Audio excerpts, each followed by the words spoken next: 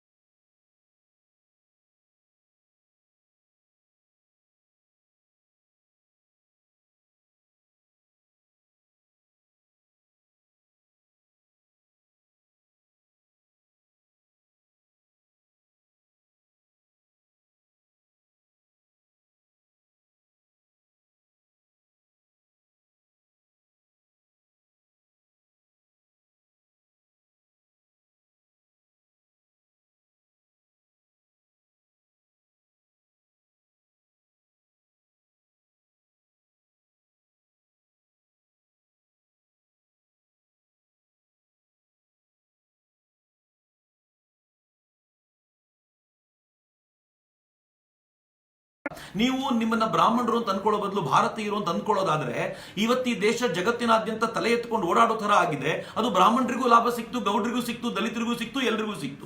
ನೀವು ನಿಮ್ಮನ್ನು ಭಾರತೀಯರು ಅಂತ ಕರ್ಕೊಳ್ಳೋದಾದ್ರೆ ಇವತ್ತು ಆಯುಷ್ಮಾನ್ ಭಾರತ್ ಏನು ಪ್ರತಿಯೊಬ್ಬನಿಗೂ ಆರೋಗ್ಯದ ದೃಷ್ಟಿಯಿಂದ ಬಂದಿದೆ, ಅದು ಜಾತಿಯ ದೃಷ್ಟಿಯಿಂದ ಬಂದಿಲ್ಲ, ಬಡವರ ದೃಷ್ಟಿಯಿಂದ ಬಂದಿದೆ.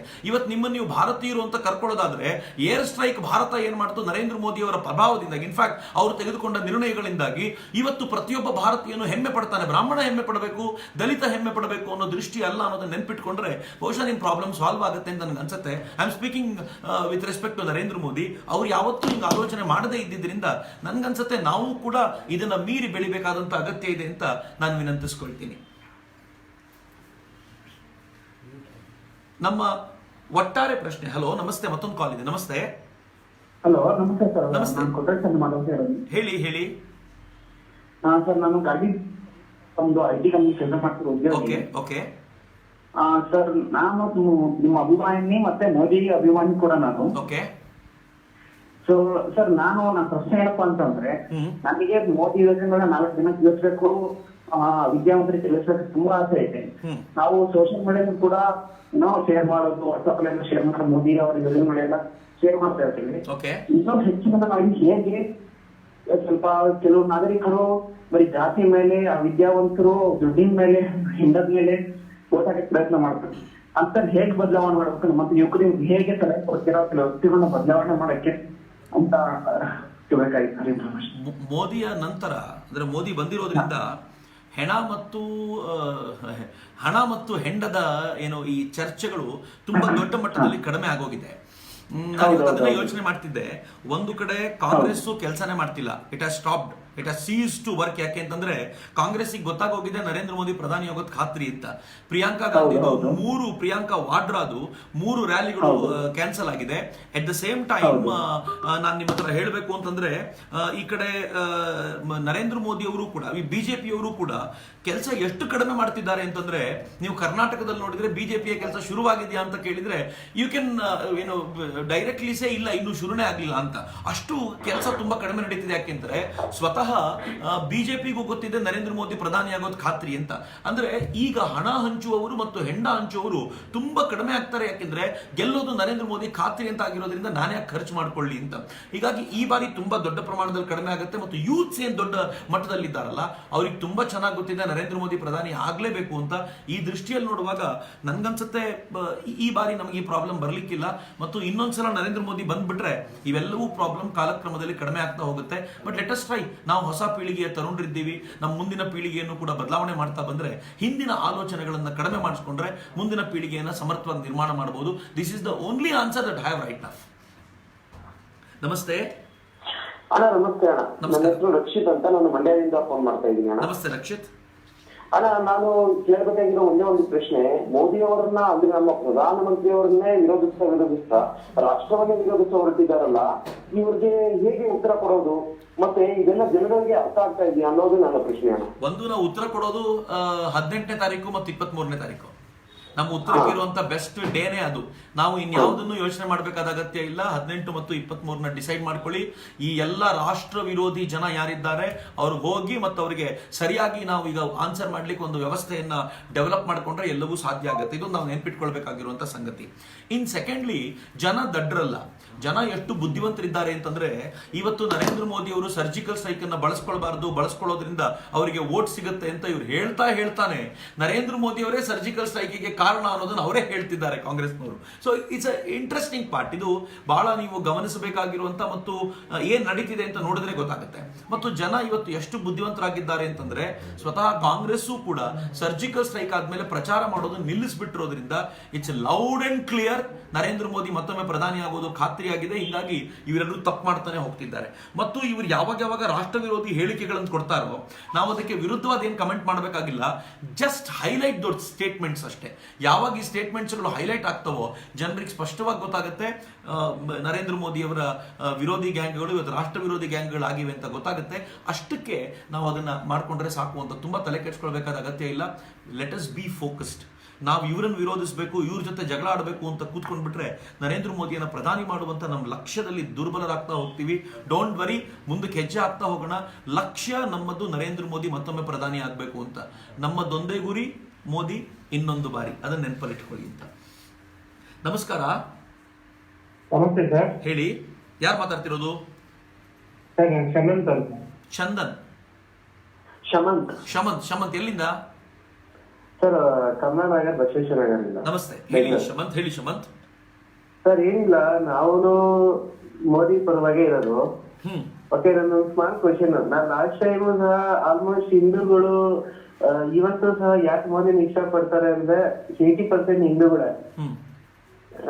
ಅದ್ರಲ್ಲಿ main intention note last time election ಅಲ್ಲಿ ರಾಮ ಮಂದಿರ ಆಗೇ ಆಗುತ್ತೆ ಅಂತ ಒಂದು ಭರವಸೆ ಕೊಟ್ಟಿದ್ರು. ಬಟ್ ಅದು ಆಗಿಲ್ಲ. ಅದಕ್ಕೆ ಕಾರಣ ಏನು ಅನ್ನೋದು ಬೇಕು. ಮತ್ತೆ ಅಟ್ಲೀಸ್ಟ್ ಈ ಸರಿ ಅವರೇ ಬರ್ತಾರೆ ಅನ್ನೋದು ಎಲ್ಲರಿಗೂ ಗೊತ್ತಿರೋ ವಿಚಾರ, ಅದ್ರಲ್ಲಿ ಯಾರು ಡೌಟ್ ಇಲ್ಲ. ಅಟ್ಲೀಸ್ಟ್ ಈ ಸರಿ ಆದ್ರೂ ಆಗುತ್ತಾ ಅನ್ನೋದು ನಮ್ಮ ಒಂದು ಯೋಚನೆ.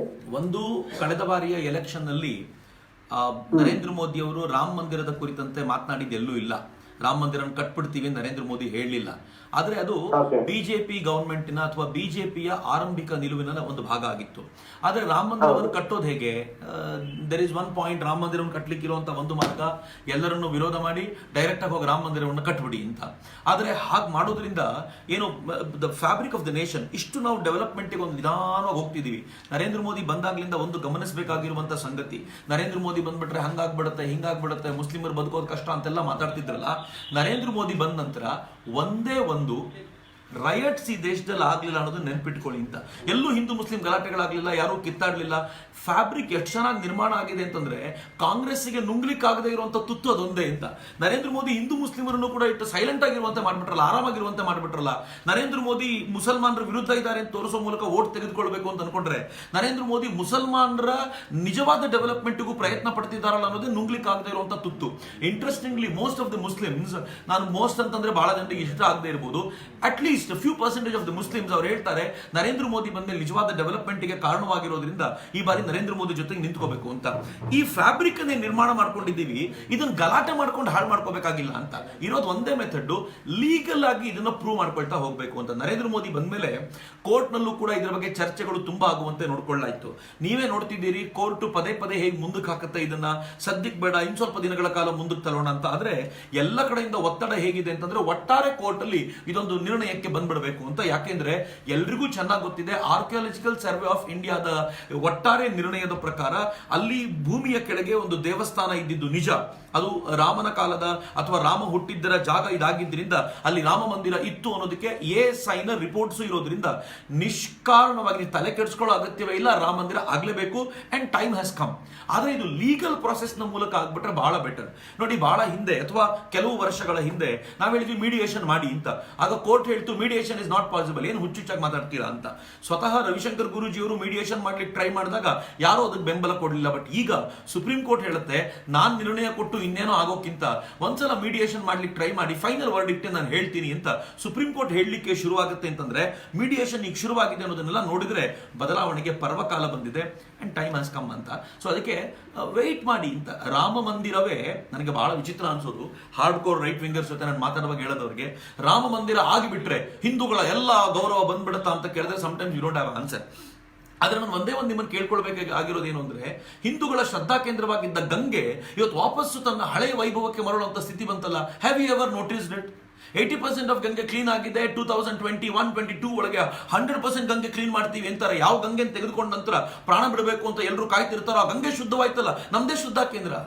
ನರೇಂದ್ರ ಮೋದಿ ಅವರು ಜಗತ್ತಿನಲ್ಲಿ ಎಲ್ಲಿಗೆ ಹೋದ್ರು ದೇವಸ್ಥಾನಗಳಲ್ಲಿ ನಿಂತ್ಕೊಂಡು ಆರತಿ ಬೆಳಗೋದ್ರ ಕಾರಣದಿಂದ ಇವತ್ತು ಜಗತ್ತಿನಿಂದ ಟೂರಿಸ್ಟ್ಗಳಾಗಿ ಬರೋರು ನಾವು ನರೇಂದ್ರ ಮೋದಿ ಅವ್ರ ತರ ಆರತಿ ಮಾಡಬೇಕು ಎನ್ನುವಂತ ಆರತಿ ಅನ್ನೋದೇ ಒಂದು ಬ್ರ್ಯಾಂಡಿಂಗ್ ಆಗ್ಲಿಕ್ಕೆ ಶುರುವಾಗ್ಬಿಡ್ತಲ್ಲ. Is it not the development? Ram Mandir ನಮಗೆ ಆಗಿಬಿಟ್ರೆ ಎಲ್ಲವೂ ಮುಗಿದೋಯ್ತು ಅನ್ನೋದಲ್ಲ, ಆದ್ರೆ ಹಿಂದೂಗಳ ಶ್ರದ್ಧಾ ಕೇಂದ್ರವನ್ನ ಒಂದೊಂದಾಗಿ ಡೆವಲಪ್ ಮಾಡ್ತಾ ಬರ್ತಿರುವಂತ ಈ ಪುಣ್ಯಾತ್ಮ ಕಾಶಿ ಎಷ್ಟು ಚೆನ್ನಾಗಾಗಿದೆ ಇವತ್ತು. ಯಾವ ಕಾಶಿಯನ್ನ ನಾವು ಅನಿವಾರ್ಯಕ್ಕೆ ಹೋಗಿ ಬರಬೇಕು ಅಂತ ಅನ್ಕೊಳ್ತಿದ್ವೋ, ಆ ಘಾಟ್ಗಳೆಲ್ಲ ಕೊಳಕು ಅನ್ಕೊಳ್ತಿದ್ವೋ, ಇಂಟರ್ನ್ಯಾಷನಲ್ ಸ್ಟ್ಯಾಂಡರ್ಡ್ಸ್ಗೆ ಕಾಶಿಯನ್ನು ನಿರ್ಮಾಣ ಮಾಡಿದ್ದಾರಲ್ಲ. ಸಂವೇರ್ ನಾವು ಗಮನಿಸಬೇಕಾಗಿರುವಂತ ಸಂಗತಿ ಬಹಳ ಇದೆ ಅಂತ ನನಗೆ ಅನ್ಕೊಳ್ಳೋದು. ಹೀಗಾಗಿ ಇವೆಲ್ಲವನ್ನೂ ಮಾಡ್ತಾ ಬಂದಾಗ ರಾಮ ಮಂದಿರ ತಂತಾನೆ ಭವ್ಯವಾಗಿ ಅರಳಿ ನಿಲ್ಲುತ್ತೆ.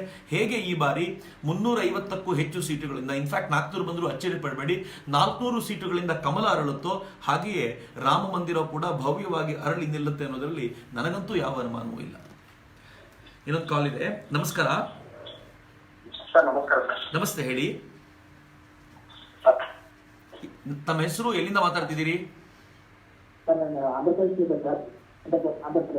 ಹಾ, ನನ್ನ ಹೆಸರು ನರೇಶ್ ಸರ್, ಒಂದೇ ಮಾತಾಡ್ತಾರೆ. ಓಕೆ, ಸ್ವಲ್ಪ ಜೋರಾಗಿ ಮಾತಾಡಿ. ಓಕೆ. ಆಂಧ್ರಪ್ರದೇಶದಿಂದ ಮಾತಾಡ್ತೀನಿ ಸರ್. ಆಂಧ್ರಪ್ರದೇಶ್. ಹೇಳಿ. ಏನಿಲ್ಲ ಸರ್, 2019 ನರೇಂದ್ರ ಮೋದಿ ಮತ್ತೆ ಬರ್ತಾನಲ್ಲ ಸರ್. ಹೌದು. ಅದೇ ಕಾಂಗ್ರೆಸ್ ಪಾರ್ಟಿ ಎಲ್ಲಿರುತ್ತೆ ಅಂತ ನಮಗೆ ಸಂಶಯ. ಅದಕ್ಕೆ ಅದೇ Congress party total green topic ಆಗ್ತದ ಸರ್ ನಮ್ಮ ಸರ್? ಇಲ್ಲ, ನನಗೇನು ಕೇಳಿಸ್ತಿಲ್ಲ. ಬೇರೆ ಕಾಲ್ ತಗೋತೀನಿ. ಐಮ್ ಸಾರಿ, ನಿಮ್ಮ ವಾಯ್ಸ್ ಸರಿಯಾಗಿ ಕೇಳ್ತಿಲ್ಲ. ಅವ್ರ ವಾಯ್ಸ್ ಅವ್ರು ಏನು ಹೇಳ್ತಿದಾರೋ ಗೊತ್ತಾಗ್ತಿಲ್ಲ. But there are many calls. ಅವ್ರಿಗೆ ಅದನ್ನ ಹೇಳ್ಬಿಡಿ, ಇನ್ಫಾರ್ಮ್ ಮಾಡ್ಬಿಡಿ ನಿಮ್ಮ ವಾಯ್ಸ್ ಸರಿಯಾಗಿಲ್ಲ ಅಂತ. ಹಲೋ, ನಮಸ್ತೆ. ಯಾರು ಮಾತಾಡ್ತಿರೋದು? ಸರ್ ನಮಸ್ಕಾರ ಸರ್. ನಮಸ್ತೆ. ಕೌಶಿಕ್ ಅಂತ, ಬೆಂಗಳೂರು ಚಾಮರಾಜಪೇಟೆಯಿಂದ ಮಾತಾಡೋದು. ನಮಸ್ತೆ ಕೌಶಿಕ್, ಹೇಳಿ. ಸರ್ ನಾನು ಜಾಗೃತಿಯಿಂದ ನಿಮ್ದೆಲ್ಲ ವಿಡಿಯೋಸ್ ಫಾಲೋ ಮಾಡ್ತಾ ಇದ್ದೆ. Thank you Kaushik. ಸರ್ ನನ್ನ ಪ್ರಶ್ನೆ ಏನಂತಂದ್ರೆ, ಬಾಲಾಕೋಟ್ ಪುಲ್ವಾಮಾ ದಾಳಿ ಆದ್ಮೇಲೆ ಇಡೀ ದೇಶದಲ್ಲಿ ಎಲ್ಲರೂ ಖುಷಿ ಪಡ್ಬೇಕಾದ್ರೆ ಯಡಿಯೂರಪ್ಪ ಒಂದು ಸ್ಟೇಟ್ಮೆಂಟ್ ಕೊಟ್ರು, 22 ಸೀಟ್ ಬರುತ್ತಂಗೆ ಅಂತ ಅಂದ್ರು. ಆಮೇಲೆ ಅದಕ್ಕಿಂತ ಮುಂಚೆ ಅವರು ಆಡಿಯೋ ಗಲಾಟೆ ಮಾಡ್ಕೊಂಡು ಆಪರೇಷನ್ ಕಮಲ್ ಅದು ದೊಡ್ಡ ಗಲಾಟೆ ಆಗಿತ್ತು. ಸೊ ಇಡೀ ದೇಶದಲ್ಲಿ ಮೋದಿ ಅವ್ರ ಸಾಧನೆ ಮಾತಾಡ್ತಿರ್ಬೇಕಾದ್ರೆ ನಮ್ ಕರ್ನಾಟಕ ರಾಜ್ಯ ಬಿಜೆಪಿಲಿ ನಮ್ಗೆ ಕರೆಕ್ಟ್ ಆಗ ಮುಖ ಇಲ್ವಾ? ಮೋದಿ ಅವ್ರ ಸಾಧನೆಯನ್ನ ಲೀಡ್ ಮಾಡಕ್ಕೆ ಏನ್ ನಾವ್ 28 ಸೀಟ್ ಕಂಟೆಸ್ಟ್ ಮಾಡ್ತೀವಿ, ಅದು ನಾವು ಓಟ್ ಕೇಳ್ಬೇಕಾದ್ರೆ ಯಾವಾಗಾದ್ರೂ ಯಾರು ಜನರು ಈ ತರ ಪ್ರಶ್ನೆ ಕೇಳ್ತಾರೆ, ನೀವು 22 ಸೀಟ್ ಬರುತ್ತೆ ಅಂತ ಮಾತಾಡ್ರಿ, ರಾಜಕೀಯ ಬೆಳೆಸಿದ್ರಿ, ಆಪರೇಷನ್ ಕಮಲ ಮಾಡ್ತಿದ್ದೀರಾ? ಸೊ ಈ ತರ ಪ್ರಶ್ನೆ ಕೇಳಕ್ಕೆ ಒಂದೊಂದು ಸೀಟ್ ನಮ್ಗೆ ತುಂಬಾ ಇಂಪಾರ್ಟೆಂಟ್. ಒಂದ್ ವಿಷಯ ಈ ಪ್ರಶ್ನೆನ ನೀವು ವಿಧಾನಸಭಾ ಎಲೆಕ್ಷನ್ ಸಂದರ್ಭದಲ್ಲಿ ಕೇಳಿದಿದ್ರೆ ಖಂಡಿತವಾಗಿಯೂ ಉತ್ತರಿಸಲಿಕ್ಕಾಗದ ಸ್ಥಿತಿ ನಮ್ಗೆ ಇರ್ತಿತ್ತು ಅಂತ. ಬಟ್ ಇದು ಲೋಕಸಭಾ ಎಲೆಕ್ಷನ್ ಆಗಿರೋದ್ರಿಂದ ರಾಜ್ಯದ ವಿಚಾರಗಳಿಗಿಂತ ಹೆಚ್ಚು ರಾಷ್ಟ್ರದ ವಿಚಾರಗಳ ಕಡೆ ಗಮನ ಕೊಡಬೇಕಾದಂತ ಅಗತ್ಯ ಇದೆ ಅಂತ. ಈಗ ಯೋಚನೆ ಮಾಡಿ, ನರೇಂದ್ರ ಮೋದಿ ಅನ್ನೋ ಫೇಸ್ ಅನ್ನು ಇಟ್ಕೊಂಡು ಕೂಡ ನಿಮ್ಗೆ ರಾಜ್ಯಕ್ಕೆ ಇನ್ನೊಂದು ಫೇಸ್ ಬೇಕು ಅಂತ ಕೇಳ್ತೀರಾ. ರಾಜ್ಯದ ಫೇಸ್ ಆದ್ಮೇಲೆ ನೀವು ಹೇಳ್ತೀರಾ ನಮ್ ಕ್ಷೇತ್ರದಲ್ಲಿ ಒಳ್ಳೆ ಫೇಸ್ ಇಲ್ಲ ಸರ್ ಅಂತ. ನಮ್ ಕ್ಷೇತ್ರದಲ್ಲಿ ಒಳ್ಳೆ ಫೇಸ್ ಇಲ್ಲ ಅಂತಂದ್ರೆ ನಮ್ಮ ಊರಲ್ಲಿ ಒಂದು ಒಳ್ಳೆ ಫೇಸ್ ಇಲ್ಲ ಸರ್ ಬಿಜೆಪಿ ಅಂತ. ಎಷ್ಟು ಫೇಸ್ ಬೇಕು? We have a wonderful phase. ನಾವು ಹೋಗ್ತಿರೋದು ಲೋಕಸಭಾ ಎಲೆಕ್ಷನ್ಗೆ, ಇದು ರಾಜ್ಯದ ಅಥವಾ ವಿಧಾನಸಭಾ ಎಲೆಕ್ಷನ್ ಅಲ್ಲ. ಹಿಂಗಾಗಿ ಯಡಿಯೂರಪ್ಪನವ್ರು ಹಂಗೆ ಹೇಳಿದ್ರು, ಇನ್ನೊಬ್ರು ಹಿಂಗೆ ಹೇಳಿದ್ರು, ಮತ್ತೊಬ್ರು ಹಂಗೆ ಹೇಳಿದ್ರು. Why do you worry? ನಮ್ ಲಕ್ಷ್ಯ ತುಂಬಾ ಸ್ಪಷ್ಟವಾಗಿದೆ, ನರೇಂದ್ರ ಮೋದಿ ಅಂತ. You keep Narendra Modi in front of the people. ಮತ್ತು ಇವತ್ತು ಯಾರ್ಯಾರು ಎಂಪಿಗಳಿದ್ದಾರೋ ಅವ್ರು ಯಾರು ಕೂಡ ಲೋಕಲ್ ಲೀಡರ್ ಹೆಸರು ಹೇಳ್ಕೊಂಡು ಗೆಲ್ಲೋದಲ್ವೇ ಅಲ್ಲ, ಅವರೆಲ್ಲರೂ ನರೇಂದ್ರ ಮೋದಿ ಹೆಸರು ಹೇಳ್ಕೊಂಡೇ ಗೆಲ್ಲೋದಾಗಿರೋದ್ರಿಂದ leave aside everything. Narendra Modi ಅವ್ರನ್ನ ಮುಂದಿಟ್ಕೊಳ್ಳೋಣ ಅಂಡ್ ವಿಲ್ ಗೋ ಫಾರ್ವರ್ಡ್. ಅಲ್ಲ ನಂದೇನಂದ್ರೆ ಮೊನ್ನೆ ಗುಲ್ಬರ್ಗ ಮೋದಿ ಅವ್ರು ಬಂದಾಗ ನೋಡಿದೆ, ಸುಷ್ಮಾಗ್ ಅನ್ಸ್ತಾ ಇದ್ದ ಸ್ಪೀಚ್ ಕೊಟ್ಟಾಗ, ಅವ್ರ ಸ್ಪೀಚ್ ಹೋದ ತಕ್ಷಣ ಹಂಗೆ ವಾಪಸ್ ಹೋಗ್ಬೇಕಾದ್ರೆ ಅವ್ರು ಯಡಿಯೂರಪ್ಪ ಕಡೆ ತಿರುಗು ನೋಡ್ಲಿಲ್ಲ. ಸೊ ನಾವ್ ಬೇರೆ ಲೀಡರ್ ತಂದ್ರೆ ನಾವ್ ಇನ್ನ ಹೆಚ್ಚು ಸೀಟ್ ಬರ್ಬೋದಾ ಅಂತ ಅಷ್ಟೇ. ಹಾಗೇನಿಲ್ಲ. ಏನಂದ್ರೆ ನರೇಂದ್ರ ಮೋದಿ ಅವರನ್ನ ನೀವು ಯಾಕೆ ಇದನ್ನ ತುಂಬಾ ಹತ್ತಿರದಿಂದ ಗಮನಿಸ್ತಿದ್ದೀರಿ ಈಗ ಅಂತಂದ್ರೆ, ನರೇಂದ್ರ ಮೋದಿ ಅವರು ಎಲ್ಲೋದ್ರು ಯಾವುದೇ ಲೀಡರ್ ಹತ್ರ ತುಂಬಾ ಹೊತ್ತು ನಿಂತ್ಕೊಂಡು ಮಾತಾಡೋದು, ಸುತ್ತಾಡೋದು, ಅವ್ರ ಹಿಂದೆ ಹೋಗೋದು, ಹಿಂಗೆಲ್ಲ ನರೇಂದ್ರ ಮೋದಿ ಅವರು ಯಾವತ್ತೂ ಮಾಡಲ್ಲ. ನೀವು ತ್ರಿಪುರಾದಲ್ಲಿ ನಾವು ಎಲೆಕ್ಷನ್ ಗೆದ್ದಾಗ, ಬಿಜೆಪಿ ಎಲೆಕ್ಷನ್ ಗೆದ್ದಾಗ ನರೇಂದ್ರ ಮೋದಿ ಅವರು ಅಡ್ವಾಣಿ ಅವ್ರನ್ನು ಮಾತನಾಡಿಸ್ತಿಲ್ಲ ಅಂತ ಎಲ್ಲರೂ ಹೇಳೋರು. ಆದ್ರೆ ನರೇಂದ್ರ ಮೋದಿ ಅವರು ಅಡ್ವಾಣಿ ಅವರನ್ನ ಮಾತನಾಡಿಸಿದ್ ಯಾವಾಗ, ಎಲ್ಲಿ ಅನ್ನೋದಕ್ಕೆ ಅದು ನರೇಂದ್ರ ಮೋದಿ ಅವರಿಗೆ ಗೊತ್ತು, ಅಡ್ವಾಣಿ ಅವ್ರಿಗೆ ಗೊತ್ತಿದೆ. ಹಿಂಗಾಗಿ ಯಾವುದು ಟಿವಿಗಳಲ್ಲಿ ಪದೇ ಪದೇ ತೋರಿಸ್ತಾರೋ, ರೌಂಡ್ ಮಾರ್ಕ್ ಹಾಕೆಲ್ಲ ತೋರಿಸ್ತಾರೋ ಅದೇ ಸತ್ಯ ಅಲ್ಲ ಅಂತ. ನರೇಂದ್ರ ಮೋದಿ ಅವರು ಹಿಂದೆನೂ ಮಾತಾಡಿರ್ತಾರೆ, ಮುಂದೆನೂ ಮಾತಾಡ್ತಾರೆ. ಮತ್ತೆ ಎರಡನೇದು, ಈ ವಿಚಾರಗಳೊಂದಿಗೆ ತಾನಿಲ್ಲ ಅನ್ನೋದು ನರೇಂದ್ರ ಮೋದಿ ಅವ್ರಿಗೆ ತೋರಿಸ್ಕೊಳ್ಳಿಕ್ಕೆ ಇದೊಂದೇ ಮಾರ್ಗ ಅಂತ. ಅದು ಲೀಡರ್ನ ಮೇಲಿನ ಕೋಪ ಅಲ್ಲ, ಲೀಡರ್ನ ಹೇಳಿಕೆಗಳ ಮೇಲೆ ಕೆಲವೊಂದ್ಸಲ ಕೋಪ ಇರುತ್ತೆ, ಇವೆಲ್ಲವೂ ಇರುತ್ತೆ ಅಂತ. ನಾವು ಇವುಗಳನ್ನು ಇಟ್ಕೊಂಡು ನರೇಂದ್ರ ಮೋದಿ ಅವರ ವ್ಯಕ್ತಿತ್ವವನ್ನ, ಲೋಕಲ್ ಲೀಡರ್ಗಳ ವ್ಯಕ್ತಿತ್ವವನ್ನ ಅಳೆಯಕ್ಕೆ ಹೋಗೋದು ಬೇಡ. ಸಮಟೈಮ್ಸ್ ಈ ತರದ ಅನೇಕ ಪ್ರಸಂಗಗಳು ನಡೆದಾಗ ನಾವು ವೀಕ್ ಆಗುವಂತ ಅಗತ್ಯವೂ ಇಲ್ಲ. ಇನ್ನು ಎಲೆಕ್ಷನ್ಗೆ ಒಂದು ಹಾರ್ಡ್ಲಿ 30 ದಿನ ಬಾಕಿ ಇರುವಾಗ ಈ ಸಂದರ್ಭದಲ್ಲಿ ನಾವು ತುಂಬಾ ಸ್ಟ್ರಾಂಗ್ ಆಗಬೇಕು ಮತ್ತು ಯಾವ್ದು ಆಗೋಗಿದೆಯೋ ಅದನ್ನ ಬಿಟ್ಟು ಮುಂದಾಗಬೇಕಾಗಿರೋದ್ರ ಕುರಿತಂತೆ ಗಮನ ಇಡಬೇಕು ಅಂತ. And more over as a politician ಅವ್ರು ಹೇಳಿದ್ದಾರೆ, ಇದಾದ ನಂತರ ಸರ್ಜಿಕಲ್ ಸ್ಟ್ರೈಕ್ ಆದ ನಂತರ ನಮ್ ವಿಶ್ವಾಸ ಜಾಸ್ತಿ ಆಗಿದೆ ಅಂತ ಹೇಳಬೇಕಿತ್ತು ಅವರು. ಆದ್ರೆ ಸರ್ಜಿಕಲ್ ಸ್ಟ್ರೈಕ್ ಆದ ನಂತರ ನಮ್ಗೆ ಸೀಟ್ ಜಾಸ್ತಿ ಬರುತ್ತೆ ಅಂತ ಹೇಳಿದ್ದು. ಬಟ್ ಅಫ್ಕೋರ್ಸ್ ಸರ್ಜಿಕಲ್ ಸ್ಟ್ರೈಕ್ ಆದ ನಂತರ ನನ್ನ ವಿಶ್ವಾಸವೂ ಜಾಸ್ತಿ ಆಯ್ತು. ಯಾಕೆ ಅಂತಂದ್ರೆ ಅಲ್ಲಿವರೆಗೂ ನರೇಂದ್ರ ಮೋದಿ ಯಾಕೆ ವೋಟ್ ಹಾಕಬೇಕು ಅಂತ ಕೇಳಿದ್ರೆ ನರೇಂದ್ರ ಮೋದಿ ಮಾಡಿದ ಒಳ್ಳೆ ಕೆಲಸಗಳನ್ನು ಹೇಳ್ತಿದ್ದ. ಆದ್ರೆ ಈಗ ನನಗನ್ನಿಸ್ತು, ನನ್ನ ರಾಷ್ಟ್ರದ ಸ್ವಾಭಿಮಾನವನ್ನ ಇಷ್ಟು ಎತ್ತರಕ್ಕೇರಿಸಿದ ನರೇಂದ್ರ ಮೋದಿಗೆ 300 ಸೀಟ್ ಅಲ್ಲ 400 ಸೀಟು ನಾವು ದೇಶದ ಜನ ಕೊಡಬೇಕು ಅನ್ನೋದು ನಮಗೂ ಅನ್ಸಿತ್ತು. ನನಗನ್ಸುತ್ತೆ ಇವೆಲ್ಲವೂ ಕೂಡ ಆ ಆನಂದಕ್ಕೆ ಬರುವಂತ ಭಾವನೆಗಳು. ಹೀಗಾಗಿ don't take it in a negative spirit. ನಾವೆಲ್ಲ ಪಾಸಿಟಿವ್ ಆಗಿ ಇದಕ್ಕೆ ಹೋಗೋಣ. ನಮ್ಮದೊಂದೇ ಗುರಿ, ಮೋದಿ ಇನ್ನೊಂದು ಬಾರಿ. ಇಷ್ಟು ನೆನ್ಪಿಟ್ಕೊಂಡ್ರೆ ಸಾಕು ಅನ್ಸುತ್ತೆ. ಇನ್ನೊಂದು ಕಾಲ್ ಇದೆ ನನಗೆ. ನಮಸ್ತೆ. ನಮಸ್ಕಾರ. ಯಾರು? ಹಲೋ ಸರ್, ನಮಸ್ತೆ ಸರ್. ನಾನು ಮಂಜುನಾಥ್ ಅಂತ ಮಾತಾಡ್ತಿರೋದು. ಹೇಳಿ ಮಂಜುನಾಥ್, ಎಲ್ಲಿಂದ? ಸರ್, ನಾನು ಬಿಜಾಪುರ ಡಿಸ್ಟಿಕ್ ಬಸವನ ಬಾಗೇವಾಡಿ ತಾಲೂಕು ಮಸೂತಿ ಅಂತ ಗ್ರಾಮದಿಂದ ಮಾತಾಡ್ತಾ ಇರೋದು. ಹೇಳಿ ಸರ್, ಅದೇ ನಮ್ದು ಯಾಕಂದ್ರೆ ಒಂದು ಸಮಸ್ಯೆ ಏನಂದ್ರೆ, ನಾನು ಮೋದಿ ದೊಡ್ಡ ಅಭಿಮಾನಿ, ಮತ್ತೆ ನಿಮ್ಮ ಅಭಿಮಾನಿ ಕೂಡ. ಅಂದ್ರೆ ಈಗ ಅಭಿವೃದ್ಧಿ ವಿಷಯದಲ್ಲಿ ಕ್ಯಾಂಡಿಡೇಟ್ ಮುಖ್ಯ ಆಗ್ತಾರ ಅಥವಾ ಏನು ಈಗ ಬರೀ ಮೋದಿ ಅವರೇ ಮುಖ್ಯ ಆಗ್ತಾರ ಅನ್ನೋದೊಂದು ಪ್ರಶ್ನೆ ನನಗೆ. ನಾನು ಆರಂಭದಲ್ಲೇ ಹೇಳಿದೆ, ಎಲ್ಲಕ್ಕಿಂತಲೂ ಕೆಳಮಟ್ಟದಲ್ಲಿ ಹಣಕ್ಕಿಂತಲೂ ಸ್ವಲ್ಪ ಮೇಲೆ ವ್ಯಕ್ತಿಗಿಂತಲೂ ಮೇಲೆ ಪಕ್ಷಕ್ಕಿಂತಲೂ ಮೇಲೆ ರಾಷ್ಟ್ರ. ನಿಮ್ಮ ಕ್ಯಾಂಡಿಡೇಟು ನಿಮಗೆ ಗೌಣ ಯಾಕಾಗ್ತಾರೆ ಅಂತಂದ್ರೆ ಕ್ಯಾಂಡಿಡೇಟಿನ ಪಕ್ಷ ಇಂಪಾರ್ಟೆಂಟು, ಪಕ್ಷವೂ ಗೌಣ ಯಾಕಾಗುತ್ತೆ ಅಂತಂದ್ರೆ ರಾಷ್ಟ್ರ ಇಂಪಾರ್ಟೆಂಟು. ನರೇಂದ್ರ ಮೋದಿ ರಾಷ್ಟ್ರಕ್ಕೋಸ್ಕರ ಬದುಕಿದ್ದಾರೆ ಅನ್ನೋದ್ರಲ್ಲಿ ಯಾರಿಗೂ ಅನುಮಾನ ಇಲ್ಲ. ಕಳೆದ 5 ವರ್ಷಗಳಿಂದ ಒಂದು ರಜೆ ತೆಗೆದುಕೊಂಡಿಲ್ಲ. ಕಳೆದ 5 ವರ್ಷಗಳಿಂದ ಹೆಲ್ತ್ ಹಾಳು ಮಾಡಿಕೊಳ್ಳದೆ ದೇಶಕ್ಕೋಸ್ಕರ ತಾನು ಬದುಕಬೇಕು ಅನ್ನೋ ನಿಶ್ಚಯ ಮಾಡಿದ್ದಾರೆ. ಕಳೆದ 5 ವರ್ಷಗಳಿಂದ ಹಗಲು ರಾತ್ರಿಯಿಂದ ದುಡಿದಿದ್ದಾರೆ. ಪರ್ ಡೇ ಅಟ್ಲೀಸ್ಟ್ 18 ಅವರ್ಸ್ ದುಡಿಯುವಂತ ಒಬ್ಬ ಅದ್ಭುತವಾದ ಪ್ರಧಾನ ಸೇವಕ ನಮ್ಗೆ ಸಿಕ್ಕಿದ್ದಾರೆ. ಹೀಗಾಗಿ ರಾಷ್ಟ್ರಕ್ಕೋಸ್ಕರ ಮೋದಿ ಬದುಕಿರೋದ್ರಿಂದ ವಾಟ್ ಐ ಸೇ ಈಸ್ ನಾವು ಮೋದಿ ಅವರನ್ನ ವಾಪಸ್ ಆರಿಸ್ಕೊಳ್ಬೇಕು. ಆದ್ರೆ ಮೋದಿ ಅವರು ಯಾರ ಪ್ರತಿನಿಧಿ ಅಂತ ಕೇಳಿದ್ರೆ ಅವರು ಬಿಜೆಪಿಯ ಕಡೆಯಿಂದ ಪ್ರತಿನಿಧಿ, ಆ ಪಾರ್ಟಿಯ ಪ್ರತಿನಿಧಿ. ಹೀಗಾಗಿ ಬಿಜೆಪಿ ಬೇಕು. ಈಗ ನೆಕ್ಸ್ಟ್ ಹಂತಕ್ಕೆ ಬರುತ್ತೆ, ಬಿಜೆಪಿಯಿಂದ ಯಾವ ಕ್ಯಾಂಡಿಡೇಟ್ ನಿಂತಿದ್ದಾರೋ ಅವ್ರಿಗೆ ವೋಟ್ ಮಾಡಬೇಕು ಅಂತ. ಹೀಗಾಗಿ ಇದು ರಾಷ್ಟ್ರದ ವಿಚಾರ ಬಂದಾಗ ನನ್ಗನ್ಸುತ್ತೆ ನಾವು ಮೋದಿಯನ್ನು ಆರಿಸ್ಕೊಳ್ಬೇಕು, ಉಳಿದೆಲ್ಲ ಪ್ರಶ್ನೆಗಳು ಗೌಣವಾಗ್ತದೆ ಅಂತ. ನಮ್ಗೆ ಇನ್ನೊಂದು ಕಾಲ್ ಇದೆ. ನಮಸ್ಕಾರ ಸರ್. ನಮಸ್ತೆ. ಹೇಳಿ, ಯಾರು ಮಾತಾಡ್ತಿರೋದು? ಸರ್, ನಾವು ಚಿಕ್ಕೋಡಿಂದ ಹೇಳಿ ಸರ್. ಬ್ಲ್ಯಾಕ್ ಮನಿ ತರ್ತೀನಿ ಅಂತ ನರೇಂದ್ರ ಮೋದಿಜಿ ಅವರು ಹೇಳಿದ್ರು. ಓಕೆ, ಅದು ಬರ್ತಾ ಇಲ್ಲ. ಓಕೆ, ಅದ್ರ ಅದೊಂದೇನಾ? Fine, very good. ಬ್ಲ್ಯಾಕ್ ಮನಿಯ ಪ್ರಶ್ನೆ ಅನೇಕರು ಕೇಳ್ತಾರೆ.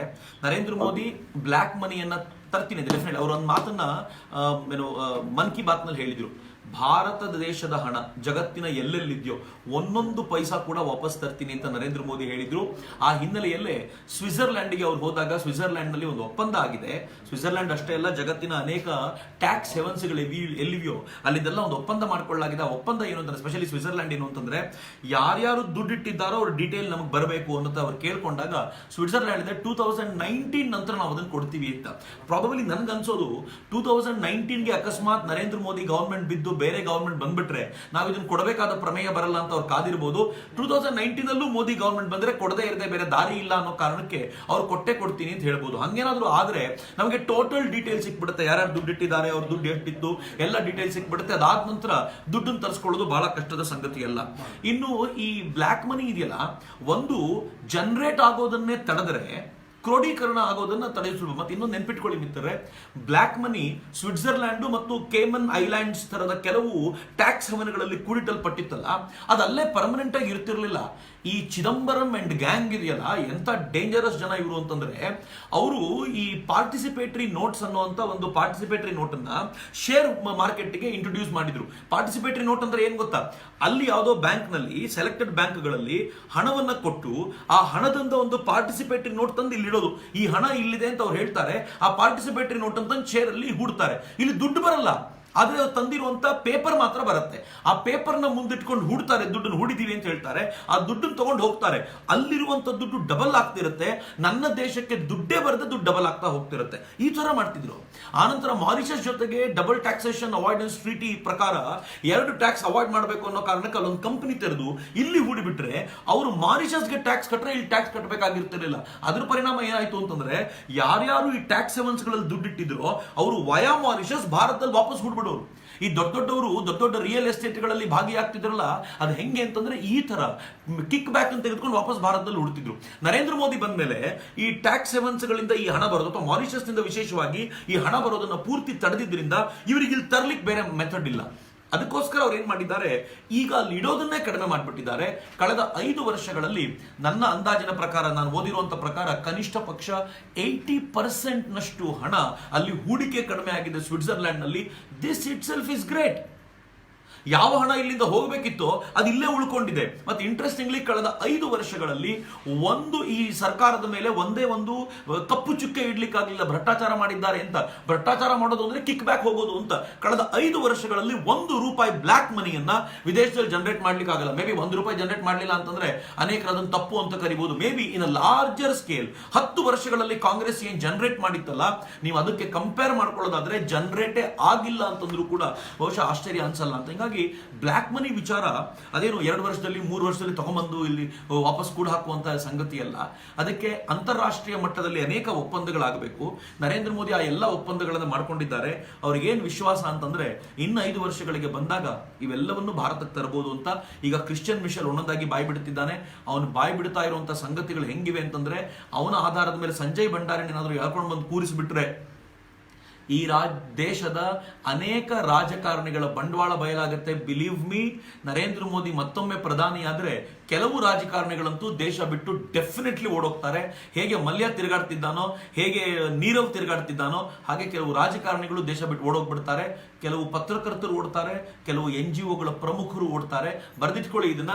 ನರೇಂದ್ರ ಮೋದಿ ಮತ್ತೊಮ್ಮೆ ಪ್ರಧಾನಿ ಆಗಿಬಿಟ್ರೆ ಇವರೆಲ್ಲರೂ ಕಾಯ್ತಿದ್ದಾರೆ. ಅದಕ್ಕೋಸ್ಕರ ನರೇಂದ್ರ ಮೋದಿ ಪ್ರಧಾನಿ ಆಗುವುದನ್ನು ತಡಿಲಿಕ್ಕೆ ತಿಪ್ಪರ್ಲಾಗ ಹೊಡಿತಾ ಇರೋದು. ಹೀಗಾಗಿ ಬ್ಲ್ಯಾಕ್ ಮನಿ ತರೋದು ಅಂತಂದ್ರೆ 6 ತಿಂಗಳಲ್ಲಿ 1 ವರ್ಷದಲ್ಲಿ ಮುಗಿಯುವಂತ ಕೆಲಸ ಅಲ್ಲ. ಇದು ದೀರ್ಘಕಾಲದ ಪ್ರಯಾಸ. ಯಾಕೆಂದ್ರೆ ಬ್ಲ್ಯಾಕ್ ಮನಿ ಕೂಡಿಟ್ಟಿರೋದು 1 ದಿನದಲ್ಲಿ ಕೂಡಿಟ್ಟಿರೋದಲ್ಲ. ಅದು ಕೂಡ ಜೀಪ್ ಹಗರಣದ ಆರಂಭದಿಂದ, ನೆಹರು ಕಾಲದ ಆ ಹಗರಣದಿಂದ ನಾವು ಕೋಲ್ಗೇಟ್ ನ ಹಗರಣದವರೆಗೂ ನಿರಂತರವಾಗಿ ನಡೆದಿರುವಂತಹ ಪ್ರಕ್ರಿಯೆ. ಸ್ವಲ್ಪ ಸಮಯ ಹಿಡುತ್ತೆ. Let us wait. ಯಾರೋ ಒಬ್ರು ಹೇಳ್ತಿದ್ರಲ್ಲ, KGF ಸಿನಿಮಾ ಮಾಡ್ಲಿಕ್ಕೆ 3 ವರ್ಷ ಬೇಕಾದ್ರೆ ನರೇಂದ್ರ ಮೋದಿಗೆ ಒಂದು ಅದ್ಭುತವಾದ ಗವರ್ಮೆಂಟ್ ಕೊಡ್ಲಿಕ್ಕೆ 5 ವರ್ಷದಲ್ಲಿ ಮುಗಿಸ್ಬಿಡ್ಬೇಕು ಅಂತ ಹೆಂಗೆ ಹೇಳ್ತೀರಾ? It take some time. ಸ್ವಲ್ಪ ಒಂದು ತಾಳ್ಮೆ ಇಟ್ಕೊಳ್ಳಿ ಮತ್ತು ನರೇಂದ್ರ ಮೋದಿ ವಿಶ್ವಾಸ ಇಡಿ ಅಂತ. ಇನ್ನೊಂದು ಕಾಲ್ ಇದೆ. ನಮಸ್ಕಾರ ಸರ್. ನಮಸ್ಕಾರ ಸರ್. ಹೇಳಿ ಸರ್, ನಾವು ಬಾಗಲಕೋಟೆ ಜಿಲ್ಲೆ ಬದಾಮಿ ತಾಲೂಕಿನ ಮಾತಾಡ್ತಿರೋದು. ನಮಸ್ತೆ. ಹೇಳಿ, ಏನು ಹೆಸರು? ಸರ್, ರಂಗನಾಥ್ ವಾಲಿಕರ್ ಅಂತ ಮಾತಾಡ್ತಿರೋದು. ನಮಸ್ತೆ ರಂಗನಾಥ್. ಸರ್, ಇವಾಗ ನಾವು ಹಳ್ಳಿಗಳು ಸರ್. ನಾವು ಓಕೆ ಸರ್, ನಾವು ಇವಾಗ ಹಳ್ಳಿ ಪೀಪಲ್ಸ್ಗೆ ನಾವು ಇದು GST ಬಗ್ಗೆ, GDP ಬಗ್ಗೆ, ನಮ್ಮ ಆರ್ಥಿಕತೆ ಬಗ್ಗೆ ಇಂಥವೆಲ್ಲ ಹೇಳಿದ್ರೆ ಸರ್ ಅವ್ರಿಗೆ ಅರ್ಥ ಮಾಡ್ಕೊಳಕ್ ಆಗಲ್ಲ. ಓಕೆ ಸರ್, ಅಂದ್ರೆ ನಾವು ಯಾವ ತರ ನಾವು ಮೋದಿ ಅವರು ಮಾಡ್ತಕ್ಕಂಥ ಕೆಲಸದ ಬಗ್ಗೆ ಹೇಳಿ. ಆಯುಷ್ಮಾನ್ ಭಾರತ್ ಹೇಳಿ. ಸರ್, ಇವಾಗ ಆಯುಷ್ಮಾನ್ ಭಾರತ್ ಅಂದ್ರೆ ಸರ್ ಕೆಲವೊಂದು ಸಾಫ್ಟ್ವೇರ್ ಒಳಗೆ ಅದು ಇನ್ನೂ ಇದಿಲ್ಲ ಸರ್. ಅಲ್ಲ, ಬಟ್ ಶುರುವಂತೂ ಆಗಿದೆಯಲ್ವಾ? ಶುರುವಾಗಿ 1 ವರ್ಷ ಆಗಿದೆ. ಈ 1 ವರ್ಷದಲ್ಲೇ ಲಕ್ಷಾಂತರ ಜನರಿಗೆ ಲಾಭ ಆಗಿದೆ. ಸೊ ಈ ಸ್ಟಾರ್ಟ್ ವಿತ್ ಆಯುಷ್ಮಾನ್ ಭಾರತ್. ನರೇಂದ್ರ ಮೋದಿ ಬಂದ್ಮೇಲೆ ಸ್ವಚ್ಛ ಭಾರತ್ ಇಂಪ್ಲಿಮೆಂಟ್ ಹೆಂಗಾಯ್ತು ಅಂತ ಹೇಳಿ, ಸ್ವಚ್ಛ ಭಾರತ ಶೌಚಾಲಯಗಳ ಕುರಿತಂತೆ. ನರೇಂದ್ರ ಮೋದಿ ಬಂದ್ಮೇಲೆ ಇನ್ಫ್ರಾಸ್ಟ್ರಕ್ಚರ್ ಹೆಂಗಾಯ್ತು ಅಂತ ಹೇಳಿ. ನರೇಂದ್ರ ಮೋದಿ ಬಂದ್ಮೇಲೆ 2 ಮೊಬೈಲ್ ಕಂಪನಿಗಳಿದ್ದು ಭಾರತದಲ್ಲಿ ಇಂದು ಮೊಬೈಲ್ ಕಂಪನಿ ಆಯ್ತು. ಹಿಂಗಾಗಿ ಹಳ್ಳಿಗಳಲ್ಲಿರುವಂತಹ ಮಕ್ಕಳಿಗೆ ಉದ್ಯೋಗ ಸಿಗೋದಕ್ಕೆ ನರೇಂದ್ರ ಮೋದಿ ಪ್ರಯತ್ನ ಪಡ್ತಿದ್ದಾರೆ ಅಂತ ಹೇಳಿ. ನರೇಂದ್ರ ಮೋದಿ ಬಂದ್ಮೇಲೆ ಹಳ್ಳಿಯಲ್ಲಿ ಮನೆಗಳಿಗೆ ಗ್ಯಾಸ್ ಬಂತು ಅನ್ನೋದನ್ನ ಹೇಳಿ. ನರೇಂದ್ರ ಮೋದಿ ಮೋದಿ ಬಂದ ಮೇಲೆ ಕರೆಂಟ್ ಬಂತು, 18,000 ಹಳ್ಳಿಗಳಿಗೆ ಕರೆಂಟ್ ಇರಲಿಲ್ಲ.